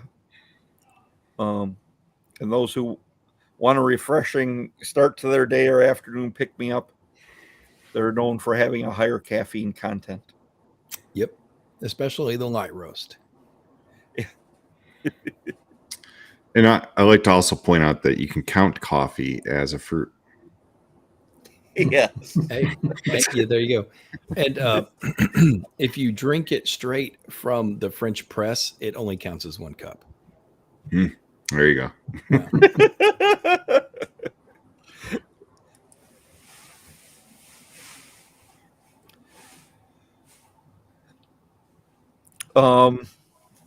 Here they're talking about world-class flavor, featuring some of the best flavor profiles of any coffee growing in Central and South America. The Costa Rican coffee beans that are known for their acidity and flavor, which we were just talking about. Good pick-me-up. And I know a lot of us in the morning are looking for that pick-me-up to get us going in the morning, at least. Oh, yeah. And you deserve better than drinking stale coffee. Yes. So you actually get it pretty fresh. So it's getting to your customers as fresh as possible. It's not sitting on some shelf in a store for a while and some warehouse somewhere. You're not going to get a bag that's sitting in a warehouse for 2 months or, in the back of Walmart waiting to go up on the shelf. Yeah. And it really does make a difference. Right. Yeah, So if I order a bag of beans from you today, when was it roasted? Today, it was roasted last week. Yeah. Okay. Yeah. Thursday. Can't beat that. No, you can't. Yeah. Pretty much aren't going to get it any fresher than that. It's going to ruin your ability to drink cheap coffee. It's not snake oil. It's a pretty big difference. Yeah. Yeah, absolutely. Yeah. And here it says, when they say paradise on earth, they are not kidding. Costa Rica is a small country. And it is bordered by Nicaragua on the north and Panama on the south, Pacific Ocean to the west, and the Caribbean to the east. So it is a lush tropical paradise, some of the best weather in the world, which is what you were discussing earlier. Man. It's true. Well, I believe it. It sounds pretty magical. Most beans are grown on mountainside farms at 3,900 to 6,000 foot of elevation and rich volcanic soil. And all these factors combine to make some of the best coffee in the world. Yep. You can only grow Arabica beans in Costa Rica. It's like a federal law, but Arabica beans are the highest quality coffee bean. Huh. Yeah. And we've got one of your bags here that goes for $17.97 for a 12 ounce, or you can get 5 pounds for those people who drink a lot of coffee. Yep. And the more bags you buy, the more you save. Yep. So if, And don't forget, we have K-Pods as well. yes. So if you buy 2, you save 5%. Buy 3, 10%. Buy 4, 15%. And you That's can get that in whole beans or fine ground, medium ground, coarse ground. If you want something custom, just send us a message and I can work you something up. Yep. And then you have the K-style pods as well, $11.97 for a 12-pack, or $78.79 for a 72-pack. Yep. And you're talking about those K pods where you get more coffee than your normal. Yeah. Yeah. A typical pod has about 10 grams of coffee. Ours has 14 grams.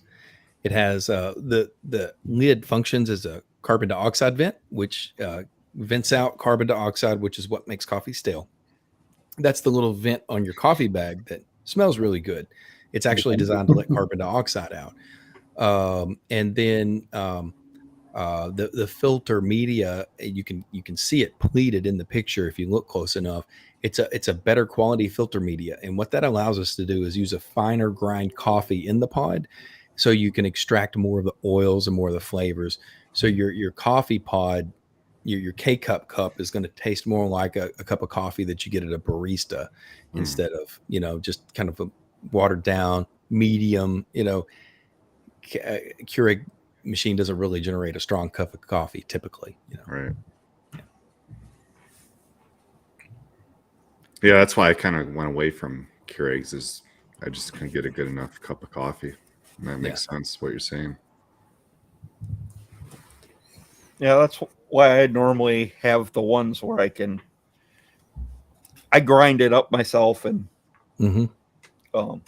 fill my ones that I wash out. What kind of grinder do you use? It's a Mueller. Okay, like a conical burr. Yeah. Okay, that's a good grinder. Yeah, guys, don't use your Ninja to grind coffee, please. And if your coffee has the little whirling blade, you're better off buying ground coffee. And here's why. When you grind coffee, you want all of the particles of your coffee to be the same size. If you grind inconsistent size particles of coffee, and I know we're getting into the minutia here, but it really does make a difference. If you have small particles of coffee and big particles of coffee being brewed at the same time, if you brew it long enough for the big particles of coffee, the small ones are going to go bitter. Or if you brew it only long enough for the small particles of coffee, the big particles of coffee aren't going to perk correctly. And so you're not going to get the best flavor that you can get. So it's worth it to spend a few extra bucks to get a conical burr grinder, or just go ahead and buy your coffee pre-ground, because they're probably using a really nice mill. That's what I do. I buy ground. Well, yeah, and if you're getting it as fresh as you are from a small batch company, right? If you're drinking it with regularly, you'll be fine. Yeah. If it's sitting on your shelf for a month, you can make an excuse to grind it, and you'll always get that extra 5% if you grind it fresh every day. So it is worth it. If you're really looking for the best cup of coffee, but for the practical coffee drinker, not everybody has time for it. So that's fair. Right. Yeah, my wife has trouble reading labels sometimes. She'll go by. She drinks Death Wish coffee. Oh, and and she'll like Target sells it now and Walmart, and she'll go buy a bag and not read the label, and then she comes home and then she realizes she got whole bean. So she has bought a little grinder now too, but Okay. If you but want your coffee to really work great, guys, and I'm probably going to be the only coffee entrepreneur to tell you this, but limit your coffee consumption.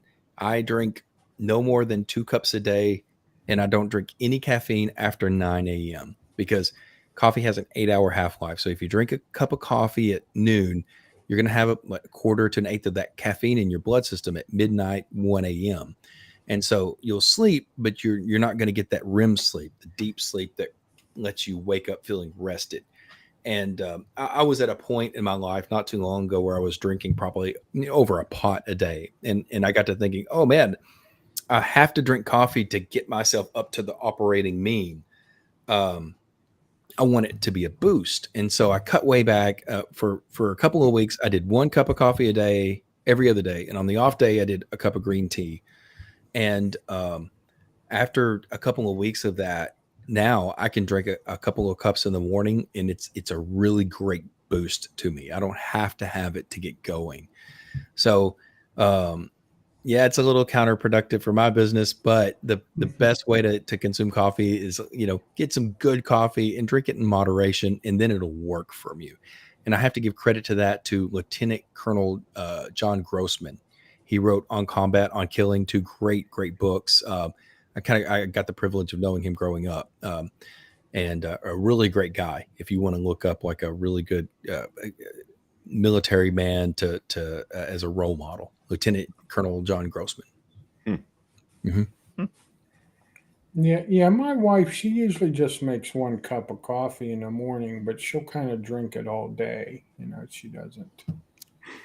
I gotta have it boiling hot. If it gets cold, I'll dump it out. You gotta master the slurp on it. You gotta be able to slurp it. But yeah, I've joked with my wife. I said I'm going to get one of those USB powered coffee cup warmers because I don't like stainless steel. The Yetis work really good to keep it hot, but the feel of stainless steel on your lips is not good. Really, what I like to use honestly to drink a cup of coffee out of is my wife just found me this one China coffee cup, porcelain coffee cup, and I typically use it because I'd rather have 2 hot cups of coffee than 1 big one to cool down. Right. And the feel, it's interesting in the same as you can detect the nuance of the flavor in fine coffee. If you drink from porcelain, the feel of it against your lips is better than ceramic or stainless steel. It's just a thing. The guys that made the China coffee cups knew what they were doing. Yeah. Now, Michael, how often do you drink coffee? All day. All day. Yeah, and I don't feel like it's like I can go just half a day, but I just like the taste. I like the warmth. Yeah. I like the taste. Like Me it. too. Like I don't do it for any other reason. Like I don't do it for energy or anything like that because I drink it right up till bedtime. I sleep fine. Yeah. But yeah, I've definitely heard that about the sleep. And I've also heard that you should wait about 90 minutes after you wake up to take your first cup of coffee just to have more energy. An hour. Today. Yep. Yeah. Yep. Yep. Your sleep hormones are declining for an hour after you wake up. Right. And then after an hour, they're at their lowest level. And if you hit the caffeine, then they're not having to overcome those sleep hormones. You're getting your boost. Yeah. If you have kids, it's a little tough. What I do, I wake up at 5:30 and I don't make it quite an hour, but I work out first for 30 minutes and then I get myself ready. That's about 45 minutes ish. And then I put the coffee on. So 45 minutes to an hour, I get it. We literally, I have my mornings mapped out like 15-minute blocks to try to get the family ready. My wife and I want personal Bible study time. Then we want to cook for the kids. We don't want to just shove cereal down their throats. And then we want to have family Bible study time. And so we had to get really organized in our mornings to make all that stuff happen.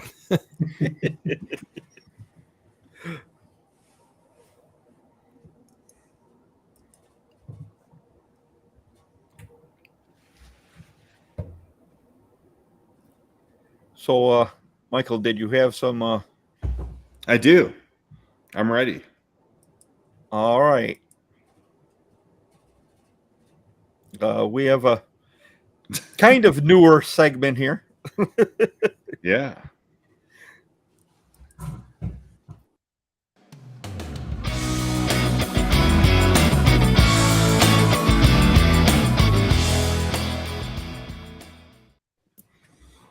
So, Chris, we saved the tough questions for the end. I'm ready. All right. We'll start with this. What was your favorite toy as a kid? Oh, wow. You can only pick one toy. What was your favorite as a kid? Okay, I got it.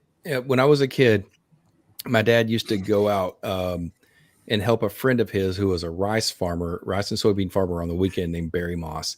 And I just thought that was the coolest thing in the world. And every once in a while, I'd get to go out and ride the tractors with him, which was the coolest thing in the world. And so for Christmas, I got the toy John Deere tractor with the disc. And we would have row marks in the living room carpet where we had a crop going and everything. Nice. So, my brother and I wore that John Deere tractor out. Yep. Nice. And this is, I think you kind of answered this before. But you could talk a little bit more about it if you want. What was your passion before coffee beans? Like, what were you really into before? Well, my line of work was sales and marketing. And I got my break into an industrial equipment manufacturer called Camphil Far. It was selling industrial dust collectors, and I sold some other stuff, worked for Wells Fargo. But like my passion was two things: was running. I used to be a great distance runner. I wanted to get into ultra marathoning and marathoning, running like 50 miles. I was running like 60 miles a week. And then just a few years ago, one day I walked out, started limping on my left knee, and one MRI later, I had no cartilage left on the back of my kneecap, so I had to just stop running. So I was big into running and Italian sport bikes. I'm a big Ducati fan, love them, and had a couple, just completely customized them. I was into customizing them and riding them. Sold them for the business and just they're dangerous. It's not you riding the bike. It's not the power or anything. You know, the second you get on a motorcycle, you're instantly the most aware person on the road. You're aware of everything. It's the other people. It's the oblivious soccer parent in the 9,000-pound SUV that's driving around screaming at their kids, checking Twitter, and just out of nowhere, wipes you out. And with little kids, I couldn't leave mom with little kids, so I said, when the kids graduate, we'll get back into motorcycles, but we'll probably get like a Jeep or something family oriented until then. But yeah, my passion is Italian V-twin bikes that want to kill you just a little bit. So good. Man. All right, if you could only do one thing on your bucket list, what would it be? Oh man.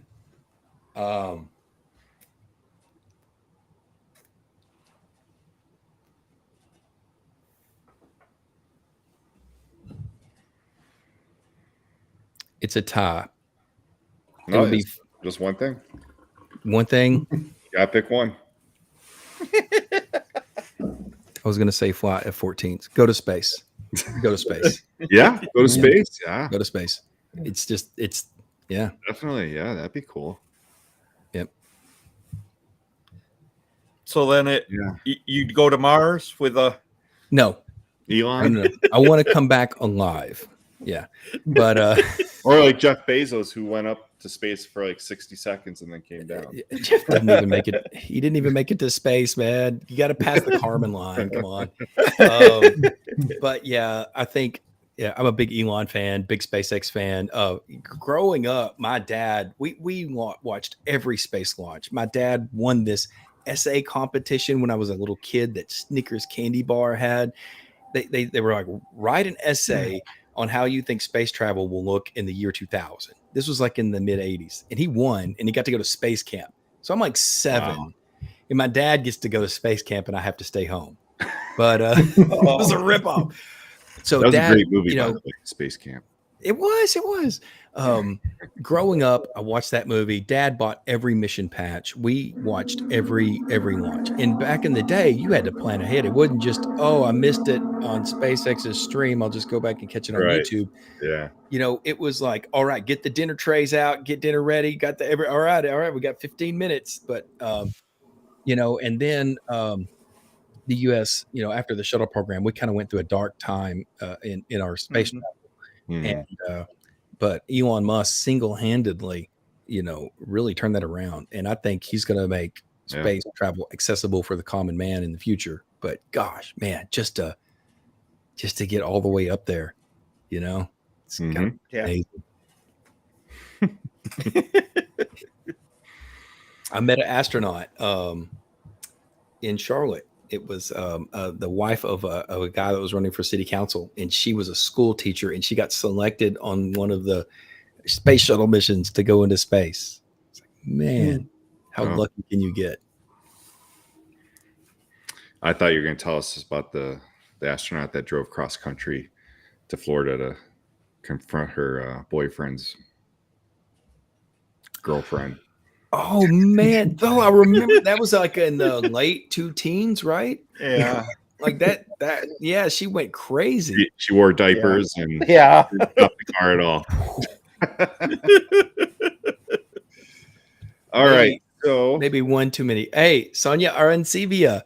That is my wife's sister from Costa Rica. So we have people watching from Costa Rica right now. Awesome. Yep. Hey, Sonia. All right. Being in the Army, what was your favorite thing to look for? Chem light batteries, grid squares, or getting exhaust samples?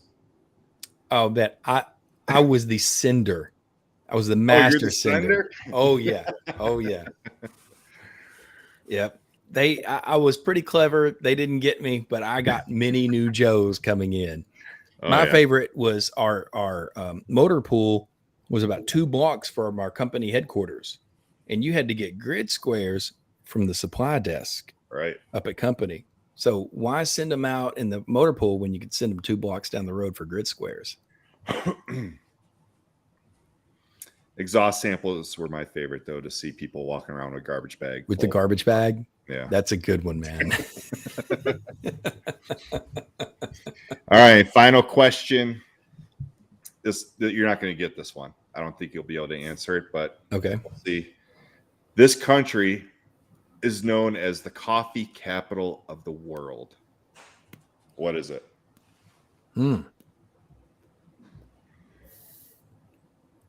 Be Colombia? I have a feeling no one in the chat would get it either. I'm gonna guess it's not Colombia. It's not. It's not Ethiopia. Maybe.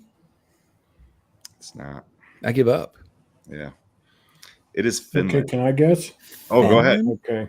What were you gonna say? I was wrong anyway. I was going to say Japan. It's actually Finland. And here's the reason why. They consume more coffee than any country in the world. Okay. They don't have coffee in their country. Like, they don't grow the beans. Right. But they average 8.9 cups of coffee daily. Interesting. Wow. Yes. Okay. I thought you were going for growers. I'm like, how do you grow coffee in Finland? It's way too cold. Yeah. So they've been named in 2022. They were named coffee capital, the coffee capital of the world. Yeah. And it's very common. They drink coffee throughout the entire day, all the way up to bedtime. And if they offer you coffee, it's like an insult for you to turn them down. Oh, I better not go visit then. Right. Yeah. Better not. Finland just is Jason. The hydraulic press channel. I think those guys are from Finland, aren't they? I don't know. You guys say it's pretty popular channel on YouTube. Yeah. They started out crushing stuff with their hydraulic press, and now Yeah. they just blow stuff up. Oh yeah. They just have fun. Yep, Russ, I'm right there with you. What's 21 a.m.? I don't know. 11 a.m. I'm gonna guess he's in 2,100 hours. 11 a.m. Yeah. Okay. So 11 a.m. That makes more sense. Yeah. Yeah, that's all the questions I got for you. The tough ones. But really appreciate you coming on the show and telling us all about your company, and what your company is doing is amazing. And that's why I think we really love supporting companies that give back, that are donating to a good cause. And you being a veteran-owned company, helping other veterans is just amazing. And really thank you for that. Well, man, guys, it is our honor to be able to be featured on your show, and we really appreciate the opportunity. Yeah, and even though I'm not a coffee drinker, I enjoyed all your stories you had, and not being a veteran myself, hearing some of the fun stuff that you got to do was well worth it. Well, I appreciate that, Jason, and your beard is one to aspire to for sure. I'll tell you that. Yeah, definitely. So how far are you from Nashville? I'm about 4 hours. Oh, okay. Yeah. Is that where you're at, Mike? No, I'm in Wyoming. You're in that's right, Wyoming. Yeah, Cheyenne, Wyoming. Man. However, the three of us will be in Nashville in September. Oh, cool. A show there, and there's a beard competition there. And yeah. Might have to find an excuse to make it out that way. Yeah, that'd be awesome. So I had a client in Wyoming when I had my transportation company. It was in oh gosh, what's the cities that's about halfway up Wyoming? Oh, Casper. Yeah, Casper. Yeah. And he was on the west side of Casper, trailer manufacturer. We were delivering trailers to him. And he had just got back from the taxidermist a female mountain lion that they had killed on a hunt. Yeah. Man, bro, this cat was 218 pounds. Okay. And it's like the classic mount where it's like sideways on a plank, and it's got a claw like this, and it's the fang, the claws were like as long as your forefinger, and the muscle on its forearm was like my calf. I mean, you could just look at this thing and say, if this thing got a hold of you, I don't care how big of a man you are, you're gone. And they had tracked it. He said they tracked it 2 miles up the side of a mountain. It had killed a doe, a female deer, drug it 2 miles up a mountain, drug it up into a pine tree, and was taking a nap on top of the deer. They guessed the deer had body warmth in it, and it was, nice spot, and they shot it out of the tree. Holy cow. That's man, to go hunting for something that could just hunt you just as easily. Oh yeah. Man, that's cool. That's definitely on my bucket list. What a trophy. Holy cow. Yeah. Beautiful country, man. Beautiful mountains out there. Yeah. Definitely. Yeah. Oh yeah. Scott, where are you at? I'm in Milwaukee, Wisconsin. Okay. But Wisconsin is where we did our pre-mobilization training to go to Iraq, which makes perfect sense. Right? Yeah, that should have been at NTC in California. It should have been. We did that the year before. So we flew out of Wisconsin in October, and it's like 45, and then we land in a day later in Kuwait, and it's about 117. It's great, man. We had heat casualties dropping like flies. Oh yeah. My first experience with a Black Hawk was I was a combat lifesaver, aside from my job, which is for those that don't know, it's kind of a mini medic. You can have your job in the Army, and then you get go through the combat lifesaver course, and you carry a medic bag, and basically you keep them alive till the medic gets there. So my first experience with combat life saving and black hawking was Blackhawks coming to retrieve our heat casualties from the range because they just couldn't handle it. Yeah. But Scott, it's too cold up there, man. When the lakes freeze over to the point where you can drive a truck over them, that's God's way of saying you need to move south, bro. It's too cold. Golly. Yeah, well, I also did grow up in Louisiana as well, so, Okay. so I've had it both. And Jason, you're in Pennsylvania, right? Yeah, I'm about 50 miles west or east of Pittsburgh. East of Pittsburgh. Okay, cool. Yeah. It's really pretty. A little too cold up there too, but it's really pretty country. Yeah. You up in the mountains? I am, and I actually live almost on top. My grandparents' house was on top of a little mountain they call Penview Mountain. So Nice. It's yeah. beautiful country up there. Mm-hmm. Yeah, that's why, last year, all three of us, me and Scott went out to Mike's house in Wyoming, and then we went to Jackson Hole, Wyoming. But, yeah, I mean, I love the country out there, but a lot of it out west, there's a lot of brown, you know. Yeah. And I like my lush green grass, you know. Yeah. I love the green The grass. eastern mountains are beautiful because it's like a sea of green. Oh yeah. That's the beauty of the east. Yeah. And then in the fall you get those fall colors. Oh man. Yeah, up in Pennsylvania, you get amazing colors in the fall. Yeah. Golly. I had a crazy experience a couple of months ago. We went to get our new dog, Tucker, the coffee dog. And I got to take a road trip with my 7-year-old son all the way to Phoenix, Arizona to get him. And it was in late February, and the Sonoran Desert was in its rainy season. I've been there a few times, but only in the summer. It was gorgeous. It was in the mid to upper 70s, Sonoran Desert. So you get the giant 25, 30-foot tall cactuses and everything, but the whole desert floor is covered in wildflowers, purple and yellow. It's beautiful out there. Yeah, very rare, but very pretty. But yeah, other than that, a little too much brown.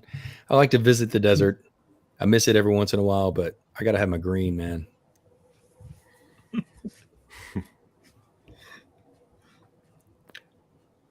Well, and out in Wyoming, Michael has had a lot of snow this year. Yeah.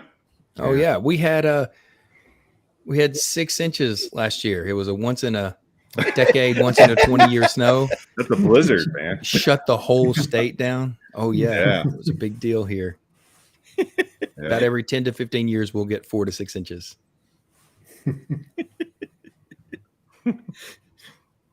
That's a normal day here in Wisconsin. Right. Like where I'm at in Arkansas, a lot of the schools around here have dirt roads or gravel roads as rural routes. It can rain hard enough here and schools will get canceled. Yeah. It doesn't take much snow.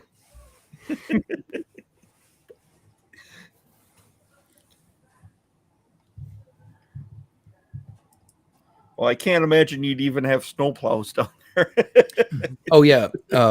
We do have a few, believe it or not, but when it gets bad, they've got road graders out pushing snow off the roads.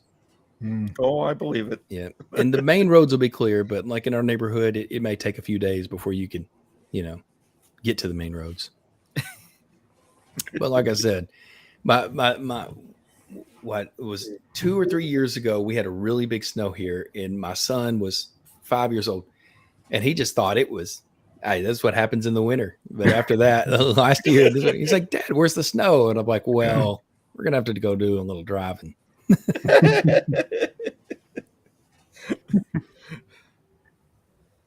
Up here in Pennsylvania, it goes through cycles. Some years we'll get pounded, and other years, like this year, I never plowed my driveway once. I think the most we ever got at one time was maybe 4 to 5 inches. It was just pretty mild. The thing I don't like is living up here. I mean, I forget what the elevation is here. It's not much compared to like when we were in Jackson Hole. Yeah. But Oh yeah, it's 6,000 here. yeah. Oh wow, And, that's you're getting pretty close to the highest point on the East Coast at 6,000. Oh yeah. 6850, I think, is the highest point. Not Mitchell. So, but it gets up here just on top of this hill. We get wind, the cold and the wind chill is what I don't like. Yeah. If it would be like 20 degrees and we had a foot of snow, I'd love it. But when it gets down to that negative shit and then the wind chill, I don't go for that. I don't like that. Yeah, believe it or not, as far south as I am here in Arkansas, we have particularly nasty winters. We don't get a lot of negative temperatures. The coldest we typically get is in the 20s. We had a cold snap this year that got below zero briefly, but the thing is, it's wet and cold and windy. It's muddy and wet. There's a lot of upper, right above freezing, rain, and then a lot of northern wind. I'm lucky I live right on Crowley's Ridge, which is a little hilly strip in northeast Arkansas, but everything in northeast Arkansas is Mississippi River Delta. So rice, soybeans, cotton, and corn, depending on what side of the ridge and the soil. But if you go about 2 blocks east of me, it's the last hill till the Mississippi River, which is about 80 miles away. And I mean, if it's a hill, it's man-made for 80 miles. Yeah. Yeah. But it is really pretty in the summer when everything is just, like you said, a sea of green. You get some really big sunsets. So there is some beauty to it. But man, I'd love to be over in Western Arkansas in the mountains. Fortunately, we're here because of family. We moved back from Charlotte to be here because my brother and all his family and my parents and grandparents are here. So that's what's really more important is to be close for the kids. Oh yeah. Yeah. Yep, absolutely. Mm-hmm.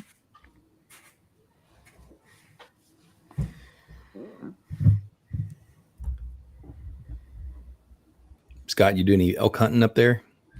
Or not Scott, but Mike? No, I'm not a hunter. Not a hunter, huh? No, I'm a city kid from Buffalo, New York. Okay. So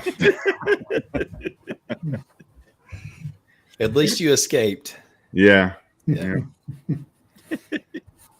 Yeah.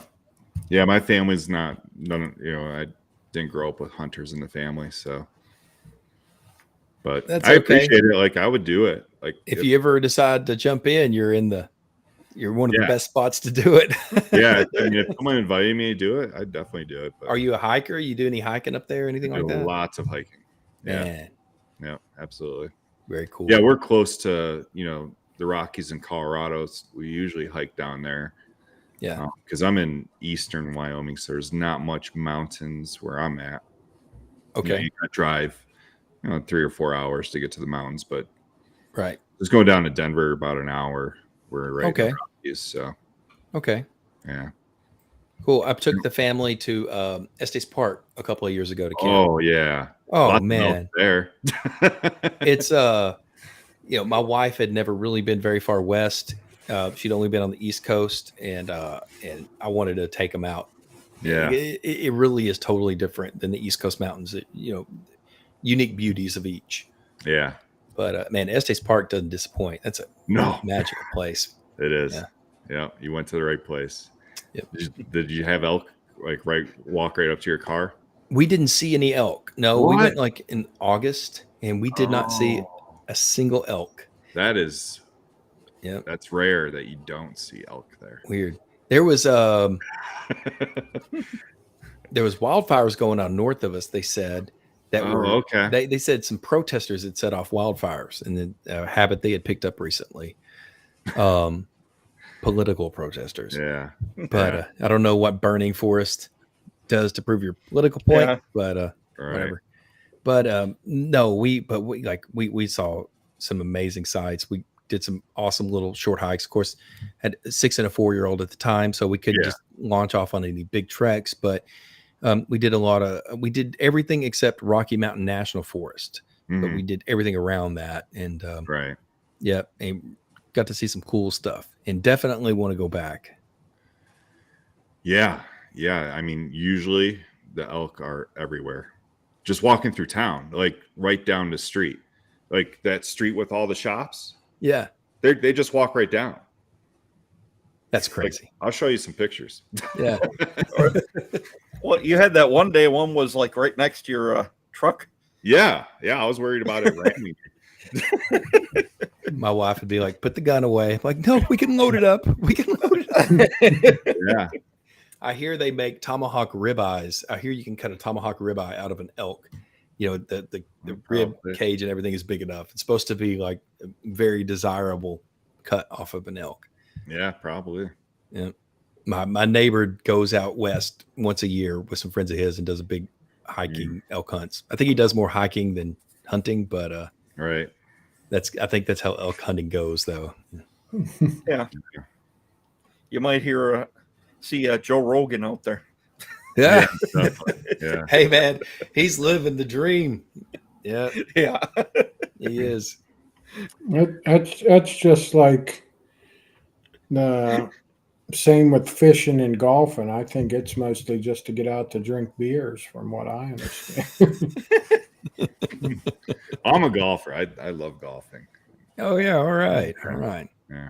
My father is a big golfer. I have been to a driving range once, and that is Oh. my experience.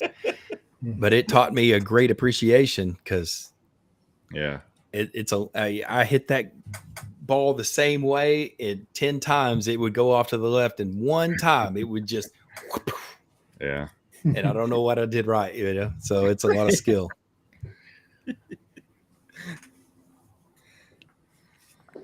Now, speaking about golf, Michael, he's reached out to John Daly a couple times to try to get him on the show. Yeah, he hasn't responded. His press crew hasn't responded either, or his manager. No luck. You might have to have the censor button on ready with him. Yeah, we don't censor many. He's got I've seen him a few times on Country Club Adjacent.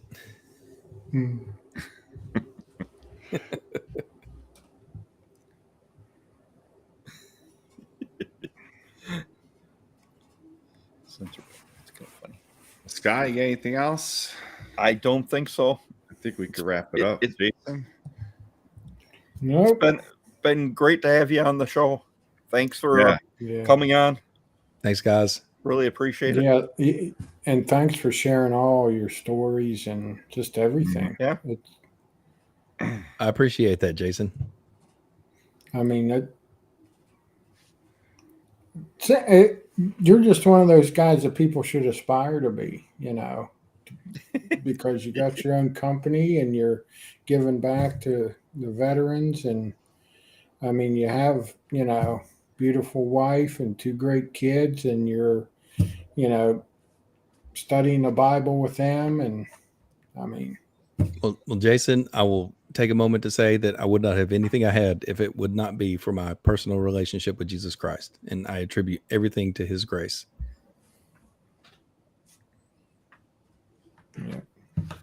Yeah, definitely.